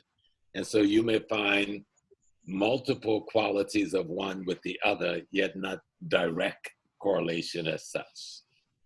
Okay, All right, thank you so much, Rose. thank you. Yes, We are going to close down at 4:30. It's 4:21. all right, we got 10 minutes and 1, 2, 3, 4, 5, 6, 7, 8 questions. All right, so this is gonna be like the lightning round, all right? Right. So let's see if you can speak short questions and short answers. And of course, I put both professors' email addresses in the chat room. So if you don't get a chance to expound on the question as we, you know, in this format, you could go ahead and ask a question via email. Okay, all right, so let's start this lightning round off with John. John, if you're there, you could go ahead and unmute yourself, ask a question, please. Okay, yes, thank you. My question is, during the Haitian Revolution, we see a trinity of Toussaint, Henry, and Dessalines. Those three men worked with each other to bring the door open to our freedom and liberation. Now, flash forwarding today, with less of us are more familiar with this knowledge, do we now develop the character within these three or as many different figures inside of ourselves because there's less of us to rely on? Or do we build our top capacity in that one figure and keep the door open for the other ones? I'm not certain. What, really not clear. What was that? You said you're really not clear. No, I'm not clear on what you're asking. Meaning, during the revolution, you've seen these three figures working together with each other. Toussaint, his top soldier was Dessalines. And also the builder of many of our construction sites was from Christophe Henry, which Dessalines ordered him to build a lot of forts. He was known as the builder. So these three figures mostly intertwined and depended and relay on each other. So after Toussaint's capture, the work and the progress was continued through Dessalines, who then led the path. Then it's finalized and continued was being built through Christophe. So this formally sealed Haiti's fate in becoming a freed nation, and it sealed this fate. Now, today's time, with less of us that we, for example, let's say I'm an Ogu.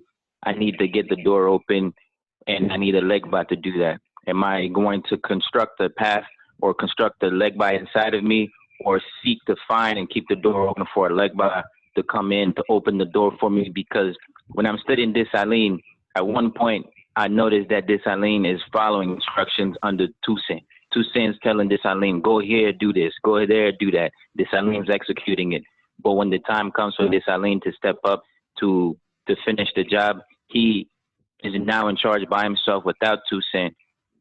Probably Toussaint give him some plans to continue the work. What I'm saying is that for us to continue the work here in this new that we're living in, without all three different figures, do we construct these figures in ourselves, or do we practice the one figure that is mostly represented in ourselves and seek to unite with the other ones? Know yourself, right? Know yourself. Toussaint is in you. Dessalines is in you. Christophe is in you. So even if you see yourself as a dominant Dessalines, let's say, you don't have to wait for anyone. Toussaint is present too. So you just get your work done.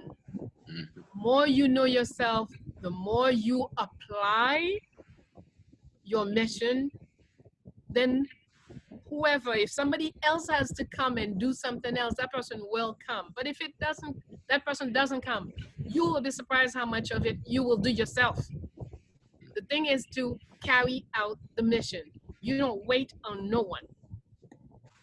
You just do. Maybe all three are much more alive in you than you imagine. Okay? But the thing is, you have to be clear. This is my mission. This is what I have to do. These are my tools. Let me get to work. And as you work, see, they don't say, wait until you meet the teacher so you can learn. No. They tell you, go ahead and learn. When the time comes, the teacher will appear when you're ready. So you just have to do what you have to do. Wait is not part of our vocabulary. Okay?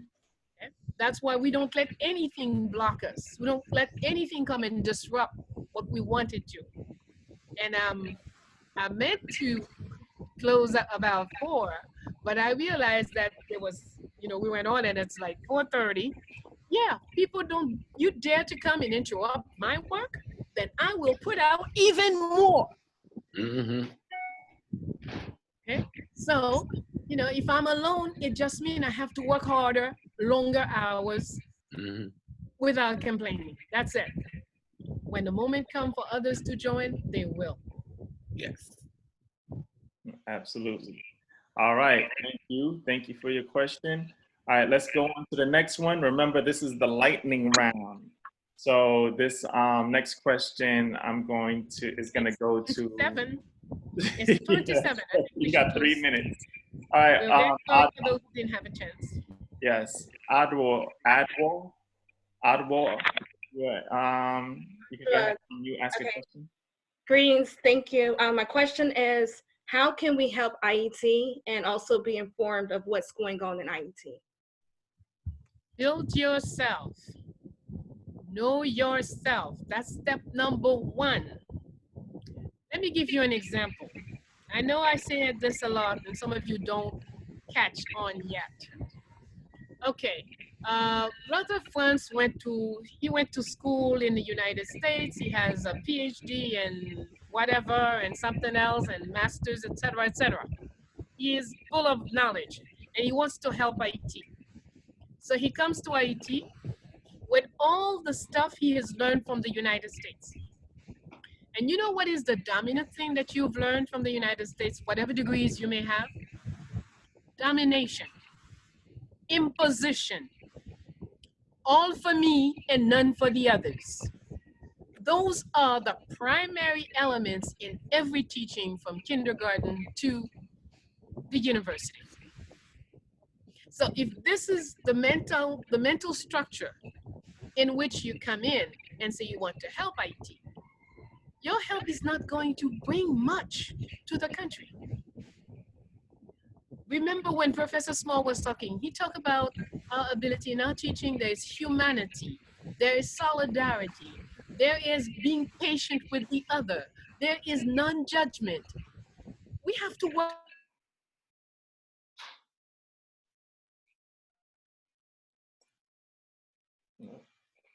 She'll be back in a second,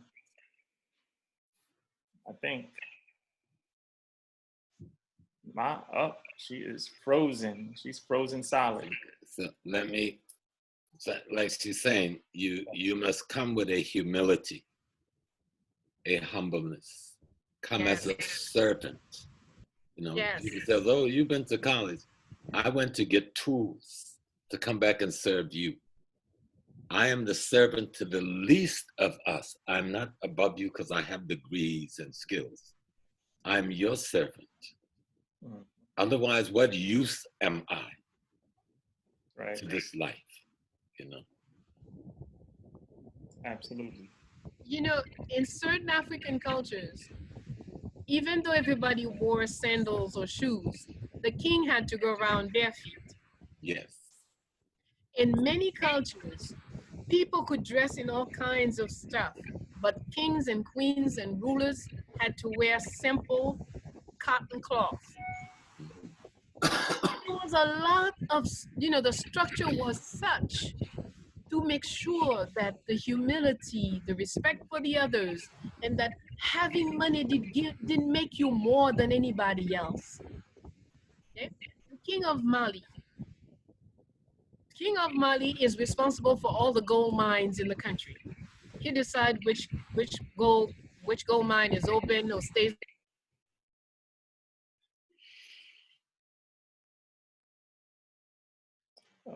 Froze again. Allowed. Not allowed. A king cannot wear gold. But yet he determined the price of gold. He has to look at the people working for him. And when the most simple person is wearing gold in their head and their toes everywhere, he says, there's too much gold around. Let's shut down some mines. He does not have the right to wear it. Never, ever. So you see, there's all kinds of check and balance that were established in the culture. You know, the Pharaoh of Egypt, when a Pharaoh enters a room, everyone has to say, oh, great Pharaoh, blah, blah, blah, blah, blah, and kneel down and lay on the ground with your forehead on the floor when you greet the Pharaoh, except for one person. The first member of his cabinet is a dwarf. And this dwarf, part of the cabinet of the Pharaoh, he is the person whose job it is to tell the Pharaoh what nobody else would dare. So when everybody is on the ground greeting the great Pharaoh, the dwarf pulled his clothes and said, you know, remember, you're just an ordinary man. You bleed like anybody else. You can do da. That was a way to make sure the Pharaoh's head don't blow up. So some people in reporting, they will say, oh yeah, Pharaoh was blah, blah, blah, blah, because everybody had to kneel down to greet him. You're missing the whole point. Kneel down is one part. What was the other side? See, not, Brother Small mentioned earlier that only the Queen Mother could determine who could be king. But it's also part of the rule in many of our cultures that if the king starts to misbehave, it was the Queen's Mother's job to get rid of him. And she would bare her breast and says, from these you were nourished, and you have betrayed this. And when she came before that palace and did this, the king was done. You're out of there. Okay. So we have to look at things with more, that's how we grow. Not just take the story and be able to repeat. You know, oh yeah, I read about the Pharaoh, blah, blah, blah. Take it in, analyze, question.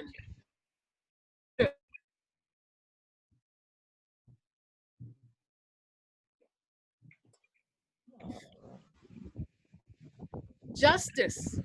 Are you just to the small ones around you? To those who are in the hierarchy or below you? Do you attempt to be just? Don't just talk about them out. Okay? So that's what we need to do. Grow means learn, really learn, not learn to repeat, learn to recite, learn to know through questioning, analyzing. build our courage, build our discipline, build our ability to keep our word.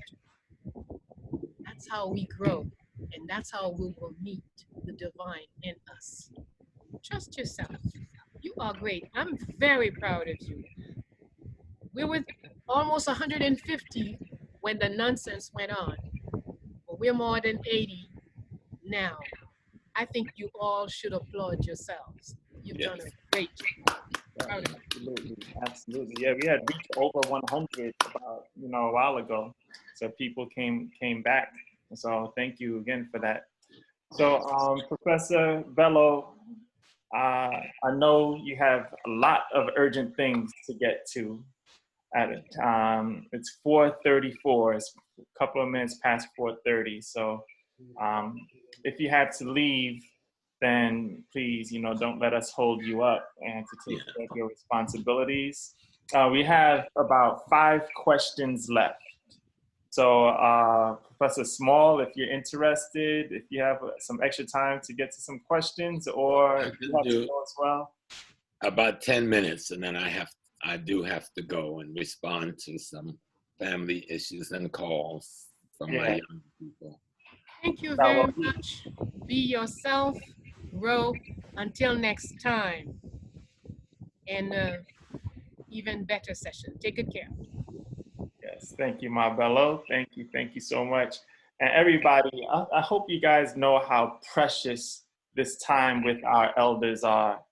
They have plenty of things they could be doing, lots of places. Well, I don't know how many places they could be right now, but we're all busy in our own right. So I want to thank you so much to Professor Small and Professor Bello for being here. We started at 1 o'clock. It's 4:30 right now. So hopefully everyone is appreciative of our elders and our scholars, historians for being with us to share their knowledge and wisdom. So, okay, so let's just keep going. We have 10 minutes, so we're still in the lightning round. Melissa is next. You could go ahead, unmute, and please. Yes. Hello, peace and blessings to everyone. Peace and blessings to you, Professor James. Thank you so much for being here and sharing your knowledge. You too, Ma Bello, and peace and blessings to you, France, for creating this. I wanted to know with African traditional religion, if you wanted to say move forward and like learn more about Ifa and learn traditionally how to practice it and move forward and grow, how would you go about seeking the proper guidance and say like mentorship with it? Yeah, well, I would say having watched this discussion today has been a good first step, if it's your first step. But the documents we referred to you as a reading list, I think those 4 books will be extraordinary in establishing foundation. And you should have at least some working idea, excuse me, before you go and try to join anything. Have a general concept of what the thing is about. So I would start with the reading list that was given today. Okay. That's the major first step. And then look around your neighborhood and community for ilays or shrines, but don't go and say, I've come to join. Go and interview the people. Who is this person? Before I can join you, here's who I am. I would like to know who you are. Is there any part of your process that I can observe before I consider joining anything? So I can have a sense of what I'm getting into. Common sense. Mm-hmm. That's what I recommend. Okay. All right. Thank you so much, Professor James. You're welcome. All right. Thanks, Melissa. All right. Next is Megan. Megan, if you're still there, you could go ahead, unmute yourself and ask your question, please. I am. Thank you so much for, it's been a very informative day. I have learned so much today. It's amazing. Been with us a long time, Megan. I saw you real early in the process. Yes. Yes, I have definitely learned a lot today, and I want to honor both of you for taking this time out to teach us. There's so much to learn.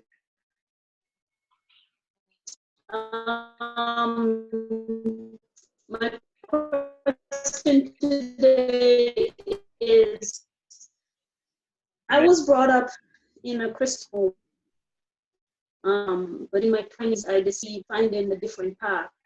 And this path that I found, it's amazing. My question is it possible that the religion of Christianity and other religions, such as the Muslim and so forth, has taken the powers of our people and use it to put themselves in a position of dominating our people? Yes, this book you must read, because he deals precisely with that. Okay. The Island of Me. The Island of Me. Okay, By that's Dr. one more. Wade Noble. Yes. And he looks at how, remember, religion is the culture of somebody. See, we try to look at it like it's some aside. No. The religion carries the value system of the dominant group. So if you don't have your religion, whose value system is dominating your psyche? And it is the value system of the invader, the thief, the murderer, the suppressor, the oppressor. And what does he have in mind to do if he still has to steal the wealth in your land? He must keep you subdued. And what is a better way to subdue you than to create your mind as his mind? Then you have no energy to fight against his destruction because you are him. Except you're not being allowed to profit because you're the thing that is being profited from. And so part of breaking away from these ideologies, which is called religion, of our enemies, and returning, it's so simple. You're not returning to some new religion. You're coming back home to the historical reality of you. When you're studying the history of your ancestors, that is the historical reality of you. That tells you how you arrive at this place you are right now, asking yourself the question, what am I doing here doing this? How did I arrive here? That's what your history is. It is a story of you through time. And in that history is how you celebrate yourself. That's what we call religion. It is a celebration of your experiences, which we call culture.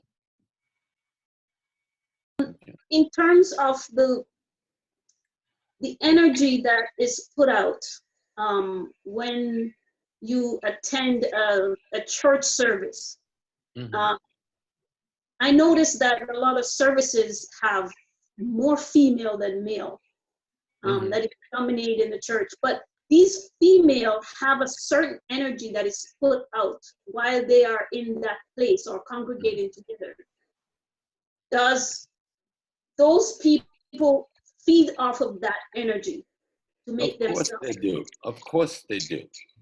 When you, in any ceremony where you're celebrating divinity, you're giving off of your spiritual energy.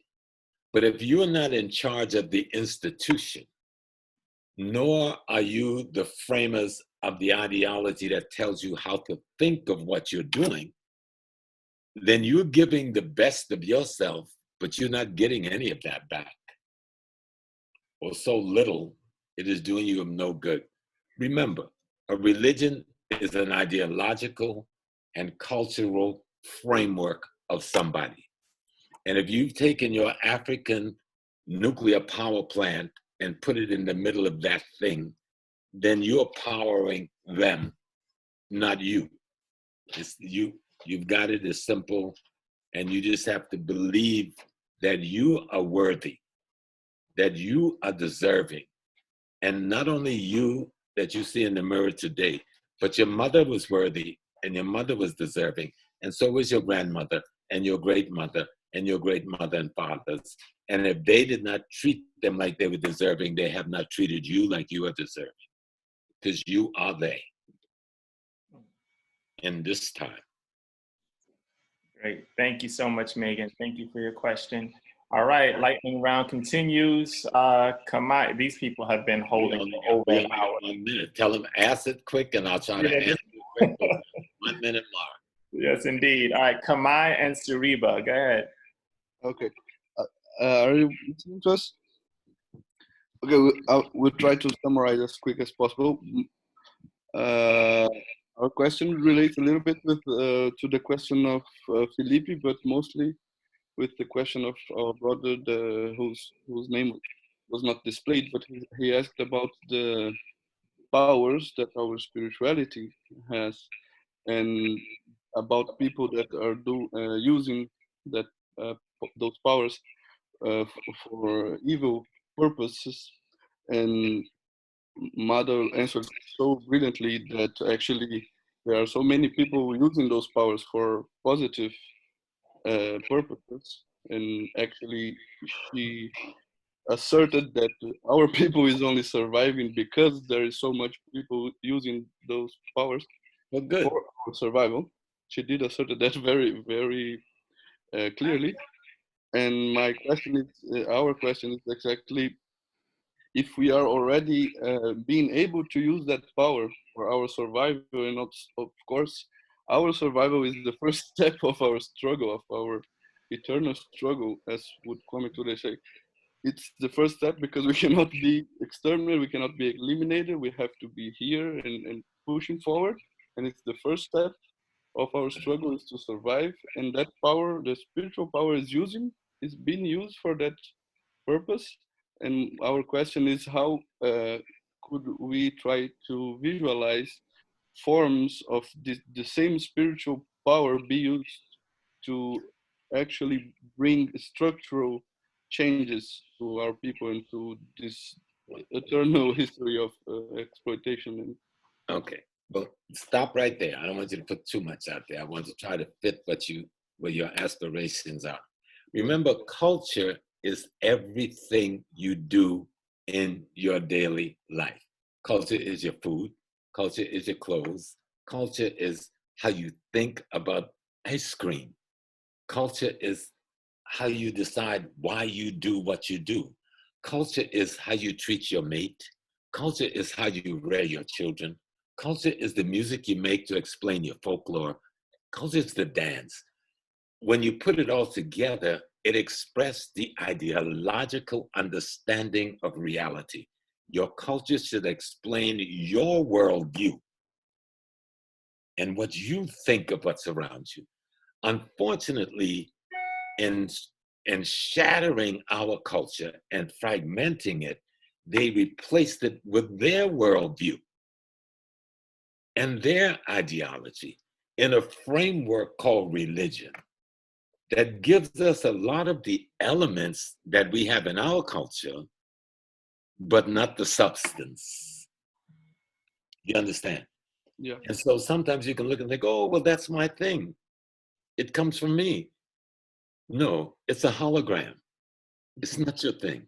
It's the mere hologram of your thing to make you leave your thing. That's why this whole notion they've always given us. When I grew up as the son of a root woman, they always told me my grandmother was evil. I had to fight every day. Yet their grandmothers came to my back door every night to be treated for this, to be treated for that. But during the day, they wanted us to reject our own mama. And I remember when I was old enough to come and tell her, Mama, I've been to Africa. I know who you are. I said, you are a priestess. She laughed. She said, boy, I always knew that, But, we live here. And so they don't respect us. She says, man, me always knew who we were. You see, I get that teaching from Pa, her father, who came to this country from Rwanda, Uganda area. And so he brought the science. And she taught it to all of her children who would receive it. Thank God some of it caught up with me and some of my younger children. But the key is, my brother, is that our ancestors had their own system. I do not need the murderer's system to interpret my reality. That's the key. And the system that our ancestors left, that you can do no evil, because if we could, we'd have wiped them out. So that foolishness of people doing evil, then people may practice European witchcraft and poison and murder other people. That has nothing to do because they dress in our robe. That has nothing to do with our system. Our system does not murder. It does not mutilate. It does not destroy families and marriages. That's their thing. And they can come disguised in all the cloak they want. But if we had that evil power, would we allow ourselves to be dominated by them? No. The power we have is not to allow them to take away the human being we are from us any longer. And we will find that human being when we return to the ways of our mothers and our fathers, because that's about loving ourselves, loving the divine, loving nature, and loving one another. They made us think this is weakness, but this is our true strength. And they drove us away from our true strength to become barbarians like them, who kill for power, steal for power, deceive for power. That's not our culture. Those are not our values. That is not our way. But we are now the carriers of his way. Turn your hand from this to this. Drop his stuff. Reach backwards. Grab your ancestors. Know that you are they. When your mother gave birth to you, she gave birth to herself and your father. When your grandparents gave birth to them, they gave birth to themselves. Once you can grab that, you are the ancestors now, having the new experience. And that's why when you turn inwards and find the temples of the divine, you are God having a human experience known as you. And they're afraid for you to understand that, because you will tap into that power within self. And you will recognize it when you see it in others, and you will come together to destroy the negativity that they've created as the social order of the day. Oh, shit. Wow. Thank you so much. Man, you know what? I think we have to end on that note, everyone. So I apologize, everyone, that still Next time, question. Keep your questions for next time. For the next time, absolutely, yes. So thank you so I've much. enjoyed this, France. I've enjoyed the people. Despite the enemy coming in with the evil, you came back, you opened out, the people came back. We continued our family discussion like we should have done. And thanks to my beautiful sister, my mother, my daughter, and my comrade, Sister Bayyinah, she's powerful. She's so extraordinarily powerful. And you, France, I'm getting to know you better. You carry a lot of Bookman in you, a lot of gasoline in you. Very good. Thank you, Brother Smalls, man. I appreciate you. Your time. I appreciate your time. I mean, I appreciate everything that you do, all your teachings, everything that you're sharing with us is, you're not taking any of it lightly. We appreciate everything that you're doing for us in our knowledge-seeking community. So, so everyone that you didn't get a chance to get to your question, I posted Professor Small's email. I also posted Professor Bello's email. So please feel free to send them a message and get your questions answered. But it's almost 5 o'clock right now. We got started. We've been doing this for about 4 hours. Get some lunch. That's right. Thank everybody for staying with us all afternoon. We have had a good time, and I know Mother Bello had a wonderful time, but we do have some other things we must now turn to. And I watched my wife watching us for an hour or so or more from the dining room. I've seen some of my grandchildren moving back and forth. So Yeah, we got to know a little bit of your family this afternoon. We see it going back and forth in the background. Yes. So, all right. Thank you, Professor Small. Appreciate you very much. Until next time. Peace and blessings. Peace and blessings. Thank you, Barbara. All right, Thank you all. Bye-bye. Thank That was you. great. Peace and Yeah. blessings. Thanks, Barbara. Thank you, Mom Bella. Thank you. Thank you. Thank you, you. Thank The recordings are probably going to come out in 2 different parts. So the first part before we got interrupted, and then the second part where we came back. Okay, So thank you so much. I'm going to send those out a little bit later today. They just both have to upload or download, and then I'll send them up in YouTube, and then I'll send them out later this afternoon. Well, later tonight. All right. Thank you so much, Franz. Thank you.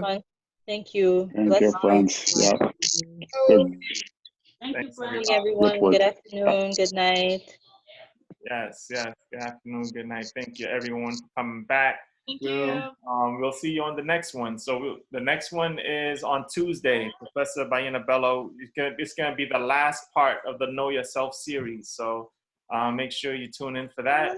And then also, I know I should have mentioned it earlier, but Bayyinah and Friends, not the next one, but a couple of weeks from now, is going to be the author of this book, The Island of Memes, Dr. Wade Nobles. He's actually going to be on Bayyinah and Friends in a couple of weeks. So definitely look out for that one.